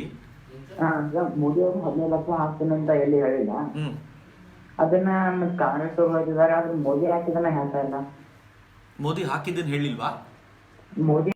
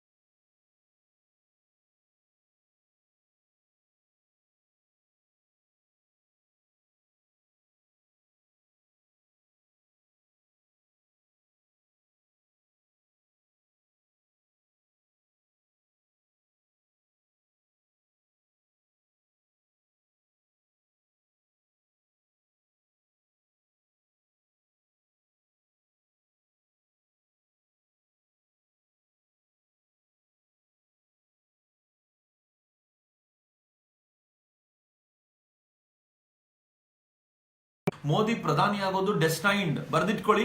ಮೋದಿ ಪಕ್ಕಾ ಪ್ರಧಾನಿ ಆಗ್ತಾರೆ. ಆದ್ರೆ ಮೋದಿ ಪ್ರಧಾನಿ ಆದಾಗ ನಮ್ ಕಾಲರ್ ನಾವು ಟೈಪ್ ಮಾಡ್ಕೊಳ್ತೀವಿ. ಯಾಕೆಂದ್ರೆ ನಾವು ಕೂಡ ಕೆಲಸ ಮಾಡಿದೀವಿ ಮೋದಿ ಪ್ರಧಾನಿ ಆಗ್ಲಿಕ್ಕೆ ಅಂತ ಒಂದು ಹೆಮ್ಮೆ ಅಷ್ಟೇ. ಅದರ್ವೈಸ್ ಡೆಫಿನೆಟ್ಲಿ ಮೋದಿ ಪ್ರಧಾನಿ ಆಗ್ತಾರೆ. ನಾನು ಇದನ್ನು ಬಿಜೆಪಿಯವರಿಗೂ ಹೇಳಲಿಕ್ಕೆ ಇಚ್ಛೆ ಪಡ್ತೀನಿ. ಕಾರ್ಯಕರ್ತರು ಕೆಲಸ ಮಾಡ್ತಾರೋ ಬಿಡ್ತಾರೋ, ಅಲ್ಲಿನ ಪ್ರಮುಖ ನಾಯಕರು ಕೆಲಸ ಮಾಡ್ತಾರೋ ಬಿಡ್ತಾರೋ, ಜನ ಡಿಸೈಡ್ ಮಾಡ್ಬಿಟ್ಟಿದ್ದಾರೆ ಈ ಬಾರಿ ಮೋದಿ ಅವ್ರನ್ನ ಗೆಲ್ಲಿಸ್ಕೊಳ್ಬೇಕು ಅಂತ. ಹಿಂಗಾಗಿ ಮೋದಿ ಪ್ರಧಾನಿ ಆಗೇ ಆಗ್ತಾರೆ. ಆದ್ರೆ ನಾನು ಮತ್ತು ನೀವು ಅವರ ಕುರಿತಂತೆ ಇರೋ ಆರೋಪಗಳು ಸುಳ್ಳು ಮತ್ತು ಕಾಂಗ್ರೆಸ್ ಸುಳ್ಳು ಹೇಳಲಿಕ್ಕೆ ಇರೋದು ಅನ್ನೋದನ್ನ ವಿ ಶುಡ್ ಪ್ರೂವ್ ಇಟ್ ಅಷ್ಟೇ. ನಾವು ಅದನ್ನು ಪ್ರೂವ್ ಮಾಡ್ಲಿಕ್ಕೋಸ್ಕರ ಬಳಸ್ಕೊಳ್ಳೋಣ. ನಮ್ಮ ಹತ್ರ ಮೊಬೈಲ್ ಅನ್ನೋ ಅಸ್ತ್ರ ಇದೆ, ಚೆನ್ನಾಗಿ ಯೂಸ್ ಮಾಡಿಕೊಂಡು ಇದನ್ನ ರೀಚ್ ಮಾಡಿಸೋ ಪ್ರಯತ್ನ ಮಾಡೋಣ. ದಟ್ಸ್ ಆಲ್ ಅನ್ಸುತ್ತೆ. ಇನ್ನೊಂದು ಕಾಲ್ ಇದೆ. ನಮಸ್ಕಾರ ಸರ್. ನಮಸ್ಕಾರ, ಹೇಳಿ. ಸರ್, ಏನಿಲ್ಲ, ಈಗ ಮೋದಿ ಅವರು ಇಂಡಿಯಾ ಒಂದು ಉದ್ದಾರ ಇದಾಗಬೇಕಂತ ಹೇಳ್ಬಿಟ್ಟು ಬಹಳ ಕಾರ್ಯಕ್ರಮಗಳು ತಗೊಂಡ್ ಬಂದಿದ್ದಾರೆ. ಓಕೆ, ಅದನ್ನ ಲೋಕಲ್ ಬರೋಷ್ಟರಿಗೆ, ಮೀನ್ಸ್ ಸ್ಟೇಟ್ ಗವರ್ಮೆಂಟ್ ಆಗ್ಬೋದು, ಡಿಸ್ಟ್ರಿಕ್ಟ್ ಲೆವೆಲ್ ಆಗ್ಬೋದು, ಬರೋಷ್ಟರಿಗೆ ಇಂಪ್ಲಿಮೆಂಟ್ ಮಾಡೋದಕ್ಕೆ ಲೋಕಲ್ ಅವರು ಸ್ವಲ್ಪ ಇದಾಗ್ತಾ ಇಲ್ಲ. ಅದಕ್ಕೆ ಯಾರು ಸಜೆಸ್ಟ್ ಮಾಡೋದಕ್ಕಾಗೋದಿಲ್ಲ. ಈಗ ಎಕ್ಸಾಂಪಲ್, ಈಗ ಜನೌಷಧಿ ಕೇಂದ್ರ ಅಂತ ಮಾಡಿದ್ದಾರೆ, ಅದನ್ನ ಇಂಪ್ಲಿಮೆಂಟ್ ಯಾರು ಮಾಡ್ತಾ ಇಲ್ಲ. ಯಾಕಂದ್ರೆ ಯಾವ ಜನೌಷಧಿ ಕೇಂದ್ರಕ್ಕೆ ಹೋದ್ರು, ಈಗ I am also Modi follower, ಎಲ್ಲಿ ಹೋದ್ರು ಕೇಳಿದ್ರು ಅವರು ನನಗೆ ಆ ಔಷಧಿ ಬಂದಿಲ್ಲ, ಈ ಔಷಧಿ ಬಂದಿಲ್ಲ ಅಂತ ಹೇಳ್ಬಿಟ್ಟು ಜನರಿಗೆ ಮಿಸ್ಗೈಡ್ ಮಾಡೋದಕ್ಕೆ ಟ್ರೈ ಮಾಡ್ತಾ ಇದ್ದಾರೆ. ಸೊ ಹಾಗಾಗಿ ನಾವು ಈಗ ಮೋದಿ ಟೀಮ್ ಅಂತ ಮಾಡಿದೀವಲ್ವಾ, ಸೊ ಅದನ್ನ ಒಂದು ಅಫಿಷಿಯಲ್ ಆಗಿ ಮಾಡ್ಬಿಟ್ಟು ಎನ್ಕ್ವೈರಿ ಮಾಡ್ಬೋದಲ್ಲ, ಈಗ ಯಾಕೆ ಬರ್ತಾ ಇಲ್ಲ, ಯಾಕೆ ಕೊಡ್ತಾ ಇಲ್ಲ ನೀವು ಅಂತ ಹೇಳ್ಬಿಟ್ಟು. ಖಂಡಿತ ಮಾಡ್ಬೋದು. ಖಂಡಿತ ಮಾಡಬಹುದು. But this is election month ಆಗಿರೋದ್ರಿಂದ ಈ ಮಂತ್ ಅಲ್ಲಿ ನಮ್ಗೆ ಯಾವ್ದಕ್ಕೂ ಆ ತರದಕ್ಕೆ ಅವಕಾಶ ಇಲ್ಲ. ಮುಂದೆ ಮಾಡಬಹುದು, ಮುಂದೆ ಮಾಡಬಹುದು. ಡೆಫಿನೆಟ್ಲಿ ಇದ್ರ ಕುರಿತಂತೆ ನಾವು ಮುಂದೆ ಆಲೋಚನೆ ಮಾಡ್ತೀವಿ. ಇನ್ಫ್ಯಾಕ್ಟ್ ಮೊನ್ನೆ ನಮ್ಮ ಇದಕ್ಕೆ ಸೋಮೇಶ್ವರ್ ಬಂದಾಗ ಅವ್ರು ಹೇಳ್ತಿದ್ರು, ನೀವು ಒಂದು ಟೀಮ್ ಮಾಡ್ಕೊಳ್ಳಿ, ಈ ಟೀಮ್ ಮಾಡ್ಕೊಂಡು ಜನೌಷಧಿಗಳು ಎಲ್ಲಿ ಔಷಧಿ ತಯಾರಾಗ್ತಾವೋ ಆ ಜಾಗಕ್ಕೆ ನೀವು ಹೋಗಿ ಅಲ್ಲಿ ತೆಗೆದುಕೊಳ್ತಾ ಇರುವಂತ ಕ್ರಮಗಳನ್ನು ನೋಡುವಂತ ಅವಕಾಶ ನಿಮ್ಗಿದೆ. ಖಂಡಿತವಾಗಿ ಮಾಡಬಹುದು ಅಂತ ಡೆಫಿನೆಟ್ಲಿ ಈ ಸಜೆಷನ್ ನಾವು ತಗೊಳ್ತೀವಿ. ಮುಗಿದ ನಂತರ ಟೀಮ್ ಮೋದಿ ಅಫ್ಕೋರ್ಸ್ ನಾವು ವಿಸರ್ಜನೆ ಮಾಡ್ತೀವಿ. 23ನೇ ತಾರೀಕಿಗೆ ವಿಸರ್ಜನೆ ಆಗುತ್ತೆ. 23ರ ನಂತರ ನಾವು ಇದನ್ನ ಬೇರೆ ರೂಪದಲ್ಲಿ ಹೆಂಗ್ ಮಾಡಬಹುದು ಅಂತ ಖಂಡಿತವಾಗಿ ಯೋಚನೆ ಮಾಡ್ತೀವಿ. Thanks for this suggestion. ನಮಸ್ಕಾರ. ಹಲೋ ಹಲೋ ಹಲೋ, ನಮಸ್ತೆ. ಹೇಳಿ, ಯಾರು ಮಾತಾಡ್ತಿರೋದು, ಎಲ್ಲಿಂದ? ಸರ್ ಪ್ರದೀಪ್ ಅಂತ, ಚಕ್ರವರ್ತಿ ಸರ? ನಾನೇ ಮಾತಾಡ್ತಿದ್ದೀನಿ ಸರ್ ಪ್ರದೀಪ್ ಅಂತ, ನಿಮ್ಮ ದೊಡ್ಡ ಅಭಿಮಾನಿ. ಹೇಳಿ ಪ್ರದೀಪ್, ಎಲ್ಲಿಂದ ಮಾತಾಡ್ತಿದ್ದೀರಿ? ಸರ್ ಬೆಂಗಳೂರು ಎಲೆಕ್ಟ್ರಾನಿಕ್ ಸಿಟಿಯಿಂದ ಸರ್. ಹೇಳಿ ಪ್ರದೀಪ್. ಸರ್ ನಾವು already door to door campaign ಅನ್ನ ಟೀಮ್ ಮೋದಿ ಪರ್ವ ಕಡೆಯಿಂದ ನಾವು ಸ್ಟಾರ್ಟ್ ಮಾಡಿದೀವಿ ಸರ್. ಥ್ಯಾಂಕ್ ಯು ಪ್ರದೀಪ್, ಒಳ್ಳೆ ಕೆಲಸ ಮಾಡಿದಿರಿ. ಸರ್ ಆಲ್ರೆಡಿ ನಾವು 40 ಮನೆಯನ್ನ ಕ್ಯಾಂಪೇನ್ ಮಾಡಿದೀವಿ. Very good. ಅದರಲ್ಲಿ ಒಂದು 30 ಮನೆಯವರು ಬಿಜೆಪಿ ಪರವಾಗಿ ಮಾತಾಡ್ತಾ ಇದ್ದಾರೆ. ಓಕೆ. ಇನ್ನು 10 ಮನೆಯವರು ಇಲ್ಲ ಸರ್ ರಾಹುಲ್ ಗಾಂಧಿ ಅವರು ಕೂಡ ಮಾಡ್ತಾರಲ್ವಾ ಹೀಗೆ ಅಂತ ಕ್ವಶನ್ ಕೇಳ್ತಾ ಇದ್ದಾರೆ. ನಾವು ಸರ್ ನೀವು 60 ವರ್ಷದಿಂದ ಆಗಿರೋ ಕೆಲಸಗಳು, ಈಗ 5 ವರ್ಷದಿಂದ ಆಗಿರೋ ಕೆಲಸಗಳು ಎರಡನ್ನೂ ತಾಳೆ ಮಾಡಿ ನೋಡಿ, ನಿಮಗೆ ಯಾರು ಉತ್ತಮ ಅನ್ಸುತ್ತೆ ನೀವೇ ಹೇಳಿ ಅಂತ ಹೇಳಿದಾಗ ಹೌದು ಸರ್ ಅಂತ ಪಾಸಿಟಿವ್ ಅವ್ರ ಕಡೆಯಿಂದ ಸುಮಾರು ಬಂದಿದೆ. ಹಾಗಾಗಿ ನಮಗೆ ಇನ್ನು ಯಾವ ತರ ಒಳ್ಳೆ ಇದನ್ನ ಮಾಡಬೇಕು ಅನ್ನೋದು ನೀವು ಹಿಂಗ್ ಕೊಟ್ಟರೆ ಸಾಕು ಸರ್. ಏನಿಲ್ಲ, ಮನೆ ಮನೆಗೂ ಹೋಗಿ ನಿಮ್ಗೆ ಸಾಕಷ್ಟು ವಿಚಾರಗಳು ಗೊತ್ತಿವೆ. ಆ ವಿಚಾರಗಳ ಮೂಲಕ ಕನ್ವಿನ್ಸ್ ಮಾಡ್ಲಿಕ್ಕೆ ಪ್ರಯತ್ನ ಪಡಿ. ಎಲೆಕ್ಷನ್ 30 ದಿನ ಬಾಕಿ ಇದೆ. ಈ 30 ದಿನದಲ್ಲಿ ನೀವು ಕಳೆದ ಒಂದು ವಾರದಲ್ಲೋ 5 ದಿನದಲ್ಲೋ 40 ಮನೆಗಳನ್ನು ಮುಟ್ಟಿದ್ದೀರಿ. ಬರಲಿರೋ 30 ದಿನಗಳಲ್ಲಿ ಇನ್ನೊಂದು 1000 ಮನೆಗಳನ್ನ ಮುಟ್ಲಿಕ್ಕೆ ನಿಮ್ಮ ಹತ್ರ ಸಾಧ್ಯ ಆಗ್ಬಿಟ್ರೆ ಆ 1000 ಮನೆಗಳಿಂದ 5,000 10,000 ವೋಟ್ಸ್ ಏನ್ ಬರುತ್ತಲ್ಲ, ಆ ವೋಟ್ ನೀವು ಎಷ್ಟು ಚೇಂಜ್ ಮಾಡಿದ್ದೀರಾ ಅಂತ ನೋಡಿ. ಯಾರು ಮೋದಿ ಪರವಾಗಿ ಇದ್ದಾರೋ ಅವ್ರು ವೋಟ್ ಮಾಡೋದು ಏನ್ ದೊಡ್ಡ ವಿಷಯ ಅಲ್ಲ. ಆದ್ರೆ ಯಾರು ಮೋದಿ ವಿರೋಧಿ ಆಗಿದ್ರೋ ಅವ್ರನ್ನ ನೀವು ಎಷ್ಟು ಕನ್ವರ್ಟ್ ಮಾಡಿದ್ದೀರಾ ಅನ್ನೋದಿದೆಯಲ್ಲ, ಅದು ವಿನ್ನಿಂಗ್ ಮಾರ್ಜಿನ್ ಆಗ್ಬಿಡುತ್ತೆ. But definitely we will win ಅಂತ. ಅದಕ್ಕೆ ಹೇಳ್ತಿದ್ದೆ, ನಾನು ಈ ಬಾರಿ ಕೆಲಸ ಮಾಡ್ತಿರೋಂಥ ಮಿತ್ರರೇ ನೆನಪಿರ್ಲಿ, ಈ ಬಾರಿ ಕೆಲಸ ಮಾಡ್ತಿರೋರು ನಿಜವಾಗ್ಲೂ ಪಾರ್ಟಿ ಅನ್ನೋಕ್ಕಿಂತ ಈ ಬಾರಿ ಕೆಲಸ ಮಾಡ್ತಿರೋರೆಲ್ಲ ಬಹುಶಃ ಪಾರ್ಟಿಯಿಂದ ಆಚೆಗಿದ್ದು ಮೋದಿ ಬೇಕು ಅನ್ನುವಂತ ಭಾವನೆಯಿಂದ ಕೆಲಸ ಮಾಡ್ತಿರೋರು. ನಾನು ಅವರಿಗೆಲ್ಲರಿಗೂ ಹೃದಯಪೂರ್ವಕವಾದ ಕೃತಜ್ಞತೆಗಳನ್ನು ಸಮರ್ಪಿಸ್ತೀನಿ. ಇನ್ನೊಂದು ಕಾಲ್ ಇದೆ. ನಮಸ್ಕಾರ. ಹಲೋ, ನಮಸ್ತೆ. ಹೇಳಿ. ನಮಸ್ತೆ ಅಣ್ಣ. ಹೇಳಿ, ಯಾರು ಮಾತಾಡ್ತಿರೋದು, ಎಲ್ಲಿಂದ? ಸರ್ ನಾವು ಬಸವರಾಜ್ ಅಂತ ಸರ್, ಇಲ್ಕಲ್ಲಿದ್ರ. ಹೇಳಿ ಬಸವರಾಜ್. ನಾವು ನೇಕಾರರು ಸರ್. ಒಳ್ಳೇದಾಯ್ತು, ಹೇಳಿ. ಸರ್ ನಾವು ಇಲ್ಕಲ್ಲಿದ್ರ ಮಾತಾಡ್ತಾ ಇದ್ದೀನಿ. ಸರ್ ನಾವು ಈಗ ಮೋದಿಯವರ ಪರ ನಾವು ಪ್ರಚಾರಕ್ಕೆ ಹೋದ್ರೆ ಜನ ನಮ್ಮನ್ನ ನೀವು ಬರೀ ವಿದೇಶ ಸುತ್ತಾ ಇದ್ದೀರಾ, ನೀವು 15 ಲಕ್ಷ ಅಕೌಂಟ್ಗೆ ಹಾಕಿಲ್ಲ, ಇದ್ರ ನೀವು ಉತ್ತರ ಕೊಡಿ ನಮ್ಮ ಹತ್ರ ಬನ್ನಿ ಅಂತ ಹೇಳ್ತಾ ಇದ್ದಾರೆ. ಇದಕ್ಕೆ ನಿಮ್ಮ ಕಡೆಯಿಂದ ಉತ್ತರ ಸರ್? ನಂಗೊಂದು ಆಶ್ಚರ್ಯ ಅನ್ಸೋದು, ಸರ್ಜಿಕಲ್ ಸ್ಟ್ರೈಕ್ ಆದ್ಮೇಲೆ ಕೆಲವರು ಏನ್ ಹೇಳ್ತಿದ್ದಾರೆ ಅಂತಂದ್ರೆ, ಸರ್ 15 ಲಕ್ಷ ಹಾಕ್ತೀನಿ ಅಂತ ಮೋದಿ ಹೇಳಿದ್ರು, ನನಗೆ 15 ಲಕ್ಷಕ್ಕಿಂತ ಜಾಸ್ತಿ ಬಂದ್ಬಿಟ್ಟಿದೆ ಸರ್ಜಿಕಲ್ ಸ್ಟ್ರೈಕ್ ಆದ್ಮೇಲೆ, ದುಡ್ಡನ್ನು ಎಲ್ಲಿಗೆ ವಾಪಸ್ ಕೊಡಬೇಕು ಕೇಳಿ ಅಂತಾನು ನಮ್ಗೆ ಕೇಳ್ತಿದ್ದಾರೆ. ಏನ್ ಹೇಳದ್ ನಾನು ಅವ್ರಿಗೀಗ? ನೀವ್ ಯಾವ್ದೋ ರಾಂಗ್ ಮನೆಗಳಿಗೆ ಹೋಗ್ತಿದ್ದೀರಿ ಅಂತ ಅನ್ಸುತ್ತೆ, ಅಥವಾ ಬೇಕಂತ ಈ ತರ ಕೇಳ್ತಿದ್ದಾರೆ ಅಂತ. ಇಷ್ಟೊತ್ತು ನಮ್ಗೆ ಬಂದಿರೋ ಕರೆಗಳು ಏನಿತ್ತು ಅಂತಂದ್ರೆ, 15 ಲಕ್ಷ ಜನ ಕೇಳ್ತಾನೆ ಇಲ್ಲ ಸರ್. ಈಗ ಮೋದಿ ಒಂದ್ಸಲ ಹೇಳ್ಬಿಟ್ರು ಮುಗಿದೋದು, ನಾನು ಯಾವತ್ತೂ 15 ಲಕ್ಷ ಕೊಡ್ತೀನಿ ಅಂತ ಹೇಳಿರಲಿಲ್ಲ ಅಂತ ಹೇಳ್ಬೇಕಿತ್ತು ಅಂತಂದ್ರೆ ಜನ ತುಂಬಾ ಬುದ್ಧಿವಂತರಾಗಿದ್ದಾರೆ. 15 ಲಕ್ಷ ಕೊಡ್ತೀನಿ ಅಂತ ಕಾಂಗ್ರೆಸ್ ಫೇಕ್ ಪ್ರಚಾರ ಮಾಡಿತ್ತು ಅನ್ನೋದನ್ನ ಜನ ತುಂಬಾ ಚೆನ್ನಾಗಿ ಅರ್ಥಕೊಂಡಿದ್ದಾರೆ. ಮತ್ತು ಮೋದಿ ವಿದೇಶ ಸುತ್ತಾಡಿರೋದ್ರಿಂದ ಆದ ಲಾಭ ಏನು ಅನ್ನೋದು ನಾವು ಪಾಕಿಸ್ತಾನದ ಮೇಲೆ ಏರ್ ಸ್ಟ್ರೈಕ್ ಮಾಡಿದ ಮೇಲೆ ಗೊತ್ತಾಯ್ತು ನಮ್ಗೆಲ್ರಿಗೂ. ಏರ್ ಸ್ಟ್ರೈಕ್ ಮಾಡಿದಾಗ ಜಗತ್ತಿನ 200 ರಾಷ್ಟ್ರಗಳಲ್ಲಿ ಒಂದೇ ಒಂದು ರಾಷ್ಟ್ರ, ನಾವು ಪಾಕಿಸ್ತಾನದ ಒಳಕ್ಕೆ ನುಗ್ಗಿ ಮೋದಿ ಹೇಳಿದ್ರಲ್ಲ, ಹಮ್ ಘರ್ ಮೇ ಘುಸೆಂಗೆ ಬಿ ಅವ್ರ ಘುಸ್ಕೆ ಮಾರೆಂಗೆ ಅಂತ ಹೇಳಿದ್ರಲ್ಲ, ಆ ತರ ಒಳಗೆ ನುಗ್ಗಿ ಬಡದಾಗ್ಲೂ ಕೂಡ ಜಗತ್ತಿನ 200 ರಾಷ್ಟ್ರಗಳಲ್ಲಿ ಒಂದು ನಮ್ಮನ್ನು ಅಪೋಸ್ ಮಾಡಲಿಲ್ಲ. ಮತ್ತು ಮುಸ್ಲಿಂ ರಾಷ್ಟ್ರಗಳು ಕೂಡ ನಮ್ಮ ಪರವಾಗಿ ನಿಂತಿದ್ದು. ಇದರ ಅರ್ಥ ಏನು? ಇದರ ಅರ್ಥ ಮೋದಿ ವಿದೇಶ ಪ್ರವಾಸ ಮಾಡಿದ್ದು ಖಯಾಲಿಗೋಸ್ಕರ ಪ್ರವಾಸ ಅಲ್ಲ, ಮೋದಿ ವಿದೇಶ ಪ್ರವಾಸ ಮಾಡಿದ್ದು ಈ ದೇಶದ ಅಭಿವೃದ್ಧಿಗೋಸ್ಕರ ಅಂತ. ಕಾಂಗ್ರೆಸ್ ಗವರ್ಮೆಂಟ್ ಅಲ್ಲಿ ಇದ್ದಾಗ ರಾಷ್ಟ್ರಪತಿ ಇದ್ರಲ್ಲ, ಈ ದೇಶದ ರಾಷ್ಟ್ರಪತಿಯ ಪ್ರವಾಸದ ಖರ್ಚು ರೆಕಾರ್ಡ್ 206 crore rupees ಆಗಿತ್ತಂತೆ. ಯಾಕೆ ಇಷ್ಟೊಂದು ಖರ್ಚಾಯ್ತು ಅಂತ ಕೇಳಿದ್ರೆ, ಪ್ರತಿಭಾ ಪಾಟೀಲ್ ಗಂಡ, ಪ್ರತಿಭಾ ಪಾಟೀಲ್ ಮಕ್ಕಳು, ಪ್ರತಿಭಾ ಪಾಟೀಲ್ ಅಳಿಯಂದ್ರು, ಪ್ರತಿಭಾ ಪಾಟೀಲ್ ದೂರದ ಸಂಬಂಧಿಗಳು ಒಂದಲ್ಲ ಒಂದು ಪ್ರವಾಸದಲ್ಲಿ ಇವರುಗಳನ್ನೇ ಕಟ್ಕೊಂಡು ಹೋಗ್ತಿತ್ತು ಆ ಅಮ್ಮ. ಅದರ ಪರಿಣಾಮವಾಗಿ ರೆಕಾರ್ಡ್ 206 ಕೋಟಿ ರೂಪಾಯಿನ ವಿದೇಶದ ಯಾತ್ರೆಗೆ ಅಂತ ಅವ್ರು ಖರ್ಚು ಮಾಡಿದ್ರು. ರಾಷ್ಟ್ರಪತಿಗಳು ವಿದೇಶಕ್ಕೆ ಹೋದಾಗ ಬಹಳ ದೊಡ್ಡ ರಿಸಲ್ಟ್ ಏನ್ ನಮ್ಗೆ ಬರೋದಿಲ್ಲ, ಅದೊಂಥರ ಸುತ್ತಾಟವೇ, ಅದು ಗೌರವದ ಸುತ್ತಾಟ ಅಂತ ಹೋಗೋದೇ ಅದು. ಅಂತ ಸಂದರ್ಭದಲ್ಲಿ ಅಷ್ಟೆಲ್ಲ ಖರ್ಚಾಗಿತ್ತು. ಅದರ ಆದರೆ ನರೇಂದ್ರ ಮೋದಿ ಈ ದೇಶಕ್ಕೋಸ್ಕರ ಇಷ್ಟು ಓಡಾಟ ನಡೆಸಿ ಇಷ್ಟು ವೇಗವಾಗಿ ಅವರು ನಮಗೆ ಪರಿಹಾರವನ್ನು ತಂದುಕೊಡ್ತಿದ್ದಾರಲ್ಲ, ಸ್ವಲ್ಪ ಎಕ್ಸ್ಪ್ಲೈನ್ ಮಾಡಿ. You are brilliant. ಹವೆವರ್, ಈ ಪ್ರಶ್ನೆ ಕೇಳೋರು ಏನು ಕಡಿಮೆ ಬ್ರಿಲಿಯಂಟ್ ಆಗಿರಲ್ಲ. ಎದುರುಗಡೆ ಮೊಬೈಲ್ ಇಟ್ಕೊಂಡು ಅವ್ರಿಗೆ ಬೇಕಾಗಿರುವ ಎಲ್ಲ ರಿಪೋರ್ಟ್ ಅನ್ನು ತೋರಿಸ್ಲಿಕ್ಕೆ ಸಾಧ್ಯ ಆಗುತ್ತೆ. ಸ್ವಲ್ಪ ನಾವೆಲ್ಲರೂ ಪ್ರಯತ್ನ ಪಡಬೇಕಾಗಿದೆ ಅಷ್ಟೇ. ನಾನು ನೆಕ್ಸ್ಟ್ ಕಾಲ್ ತಗೋತೀನಿ. ನಮಸ್ತೆ. ನಮಸ್ಕಾರ ಸರ್. ನಮಸ್ತೆ. ಎಲ್ಲಿಂದ, ಯಾರು? ನಾವು ರಾಯಚೂರ್ಲಿಂದ ಮಾನ್ಯ ತಾಲೂಕು ಹಳ್ಳಿಯಲ್ಲಿ ಮಾತಾಡೋದು. ಹಾ, ಹೇಳಿ. ಅದೇ ನರೇಂದ್ರ ಮೋದಿ ಅಂತ ಹೇಳಿದ್ರು ಸರ್. ಈಗ ನೋಟ್ ಬ್ಯಾನ್ ಮಾಡಿದ್ರಲ್ಲ ಸರ್. ನೋಟ್ ಬ್ಯಾನ್ ಮಾಡಿದಾಗ ನಾವು ಹಳ್ಳಿಯವರು ಬ್ಯಾಂಕ್ ನಲ್ಲಿ ಲೈನ್ ನಿಂತು ದುಡ್ಡು ತಗೊಂಡಿವಿ. ಆ ದುಡ್ಡು ತಗೊಂಡಿವಲ್ರಿ, ಈಗ ನೋಟು ಎಷ್ಟು ಒಳಗೆ ಬಂದವ ಎಷ್ಟು ಕಪ್ಪು ಹಣ ನಿಂತು ಅಂತೇಳಿ ಗೌರ್ಮೆಂಟ್ ನಮ್ಗಿಂತ ಏನು ಕೊಟ್ಟಿಲ್ಲ. ಗೌರ್ಮೆಂಟ್ ರಿಪೋರ್ಟ್ ಬಂತಲ್ಲಪ್ಪ, 15 ಲಕ್ಷ ಕೋಟಿ ರೂಪಾಯಿ ಅಷ್ಟು ಹಣ ಬಂತು. ಈ 15 ಲಕ್ಷ ಕೋಟಿ ರೂಪಾಯಿ ಅಷ್ಟು ಹಣ ಈ ದೇಶದ ಸರ್ಕ್ಯುಲೇಷನ್ಗೆ ಬರದೆ ಕೂಡಿಟ್ಕೊಂಡಿದೆ ಅಂತ ಹಣ. 15 ಲಕ್ಷ ಕೋಟಿ ರೂಪಾಯಿ ಬ್ಯಾಂಕಿಗೆ ಬರಲ್ಲ. ಸ್ವಚ್ಛ ಭಾರತ್ ಅಂತ ಹೇಳ್ರಿ. ನಾನೊಂದು ಕಂಪ್ಲೀಟ್ ಮಾಡ್ಲೇನಪ್ಪ, ಕೇಳಿಸ್ಕೊಳ್ತೀಯಾ? 15 ಲಕ್ಷ ಕೋಟಿ ರೂಪಾಯಿ ಹಣ ಬಂತು. ಈ 15 ಲಕ್ಷ ಕೋಟಿ ರೂಪಾಯಿನ ಹಣವನ್ನ ತಕ್ಷಣಕ್ಕೆ ಒಳಗಾಕಬೇಕು ಅಂತ ಯಾವ್ಯಾವ ತರದ ಅಕೌಂಟ್ಗಳನ್ನೆಲ್ಲ ಬಳಸ್ಕೊಂಡು ಹಾಕಿದ್ರು. ಈ ಅಕೌಂಟ್ಗಳ ದೃಷ್ಟಿಯಿಂದ ಹೆಚ್ಚು ಕಡಿಮೆ 3 ಲಕ್ಷ ಫೇಕ್ ಕಂಪನಿಗಳನ್ನ ಗುರುತಿಸಲಾಯಿತು. 2 ಲಕ್ಷಕ್ಕೂ ಹೆಚ್ಚು ಫೇಕ್ ಅಕೌಂಟ್ಗಳನ್ನ ಗುರುತಿಸಿ ತೆಗೆಯಲಾಯಿತು. ಈಗಾಗಲೇ ಎನ್ಫೋರ್ಸ್ಮೆಂಟ್ ಡೈರೆಕ್ಟರೇಟ್ಗಳು ಮತ್ತು ಅನೇಕ ಈ ವಿಚಾರಣಾ ಸಂಸ್ಥೆಗಳು ಈ ಎಲ್ಲ ಕಂಪನಿಗಳ ಹಿಂದೆ ಹೆಂಗ್ ಬಿದ್ದಿವೆ ಅಂತಂದ್ರೆ ಪ್ರತಿಯೊಬ್ಬರ ವಿರುದ್ಧವೂ ವಿಚಾರಣೆಗೆ ನಿಂತಿದೆ. ಅನೇಕ ಅಕೌಂಟ್ಗಳಲ್ಲಿ ದುಡ್ಡು ಬಂದು ಬಿದ್ದಿದೆ, ಆದ್ರೆ ನಮ್ದು ಅಂತ ಹೇಳ್ಕೊಳ್ಳುವಂತ ಧೈರ್ಯ ಯಾರಿಗೂ ಇಲ್ಲ. ಇವೆಲ್ಲವೂ ಬ್ಲಾಕ್ ಮನಿ, ಆದ್ರೆ ನೇರವಾಗಿ ಬೊಕ್ಕಸಕ್ಕೆ ಬಂದ್ಬಿಡುತ್ತೆ. ಈ ಬಾರಿ ಏನಾದ್ರೂ ನರೇಂದ್ರ ಮೋದಿ ಬಿಟ್ಟು ಮತ್ತೆ ಯಾರಾದ್ರೂ ಬಂದ್ಬಿಟ್ರೆ ಆ ಅಕೌಂಟ್ ಹೋಲ್ಡರ್ಗಳೆಲ್ಲ ವಾಪಸ್ ಬರ್ತಾರೆ. ಬಂದ್ಬಿಟ್ಟು ಹೇಳ್ತಾರೆ ನಿಮ್ಗೂ ಒಂದು ಪರ್ಸೆಂಟೇಜ್ ನಮಗೂ ಇಟ್ಕೊಳ್ಳಿ ಅಂತ ಹೇಳಿ ಬರ್ತಾರೆ. ಆದ್ರೆ ನರೇಂದ್ರ ಮೋದಿ ಅವ್ರ ಮುಂದೆ ಹಿಂಗ್ ಮಾಡುವಂತ ಧೈರ್ಯ ಯಾರಿಗೂ ಇಲ್ಲದೆ ಇರೋದ್ರಿಂದ ಡೆಫಿನೆಟ್ಲಿ ಇದು ಕ್ಲೀನ್ ಆಗ್ಬಿಡುತ್ತೆ. ಇದೆಲ್ಲ ಸ್ವಲ್ಪ ಸಮಯ ತಗೊಳತ್ತಪ್ಪ. ಇದು ಬ್ಲಾಕ್ ಮನಿ ಅಂತ ನಮ್ ಕಲ್ಪನೆ ಏನಿತ್ತು ಅಂದ್ರೆ ಇವ್ರು ದುಡ್ಡು ಹಾಕಲ್ಲ, ಹಾಕದೆ ಉಳಿದಿರೋದೆಲ್ಲ ಬೊಕ್ಕಸಕ್ಕೆ ಲಾಭ ಅಂತ ಎಲ್ಲರೂ ಅನೇಕರು ಭಾವಿಸ್ತಿದ್ರು. ಆದ್ರೆ ಇವರು ದುಡ್ಡನ್ನ ಹಾಕೋದಕ್ಕೆ ಬೇರೆ ಬೇರೆ ಮೆಥಡ್ಗಳನ್ನ ಬಳಸಿದ್ರು. ಕೆಲವು ಕಡೆ ಬ್ಯಾಂಕಿನ ಉದ್ಯೋಗಿಗಳು, ಬ್ಯಾಂಕಿನ ಮ್ಯಾನೇಜರ್ಗಳೇ ಸೇರ್ಕೊಂಡು ಅವ್ರಿಗೆ ಬೇಕಾಗಿರೋ ವ್ಯವಸ್ಥೆ ಮಾಡಿಕೊಟ್ರು. ಆದರೆ ಎಲ್ಲರೂ ಕೂಡ ಈಗ ಸ್ಕ್ಯಾನಿಂಗ್ ಆಗ್ತಿದೆ. ಪ್ರತಿಯೊಬ್ಬರದ್ದು ಕೂಡ ಎಲ್ಲರ ಅಕೌಂಟ್ಗಳನ್ನು ಕೂಡ ಸೂಕ್ಷ್ಮವಾಗಿ ಗಮನಿಸಲಾಗ್ತಿದೆ. ಪ್ರತಿಯೊಬ್ಬರ ಅಕೌಂಟ್ ಅಲ್ಲಿ ಅಗತ್ಯಕ್ಕಿಂತ ಹೆಚ್ಚಿಗೆ ಬಂದಿದ್ದಕ್ಕೆ ನೋಟಿಸ್ಗಳು ಬರ್ತಾ ಇವೆ. ಈ ದುಡ್ಡಿಗೆ ಕಾರಣವನ್ನ ಕೊಡಿ ಅಂತ ಕೇಳಲಾಗ್ತಿದೆ. ಸೊ ಡೆಫಿನೆಟ್ಲಿ ಇದಕ್ಕೆ ಬೇಕಾಗಿರುವಂತ ಸಮರ್ಥವಾದ ಹೆಜ್ಜೆಯನ್ನು ಅವರು ಇಟ್ಟಿದ್ದಾರೆ. ಡೆಫಿನೆಟ್ಲಿ ಇದೇನ್ ಆಗಬೇಕು ಅಂತ ಅನ್ಕೊಂಡಿದ್ವೋ ಅದಕ್ಕಿಂತ ಒಳ್ಳೆ ಬೆಳವಣಿಗೆ ತೋರಿಸುತ್ತೆ ಅನ್ನೋದ್ರಲ್ಲಿ ಯಾವ ಅನುಮಾನವೂ ನಮಗಿಲ್ಲ. ಎಲ್ಲಕ್ಕಿಂತ ದೊಡ್ಡದೇನು ಅಂತಂದ್ರೆ ನಾವು ಡಿಮಾನಿಟೈಸೇಷನ್ ಮಾಡಿ ಮುಗಿಸಿದ ಕೆಲವೇ ತಿಂಗಳೊಳಗೆ ಪಾಕಿಸ್ತಾನ ಬರ್ಬಾದ್ ಆಗೋಯ್ತು. ಭಿಕ್ಷಾ ಪಾತ್ರ ಹಿಡ್ಕೊಂಡು ಜಗತ್ತೆಲ್ಲ ತಿರುಗಾಡ್ತಿದೆ.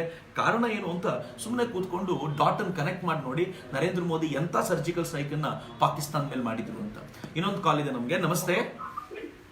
ಹಲೋ, ನಮಸ್ತೆ ಸರ್. ನಮಸ್ಕಾರ, ಹೇಳಿ ಸರ್. ಸಮಾಜಕ್ಕೆ ನಾಯಕರು, ಎಲ್ಲರ ಯುವಕರ ಕಣ್ಮಣಿಗಳು, ಈ ಕನ್ನಡ, ಇಂಗ್ಲಿಷ್, ವಿಜ್ಞಾನ ಅನೇಕ ವಿಷಯಗಳನ್ನು ಗುರುತಿಸಕ್ಕೆ ಅನೇಕ ವಿಶ್ವವಿದ್ಯಾಲಯಗಳಿದಾವ.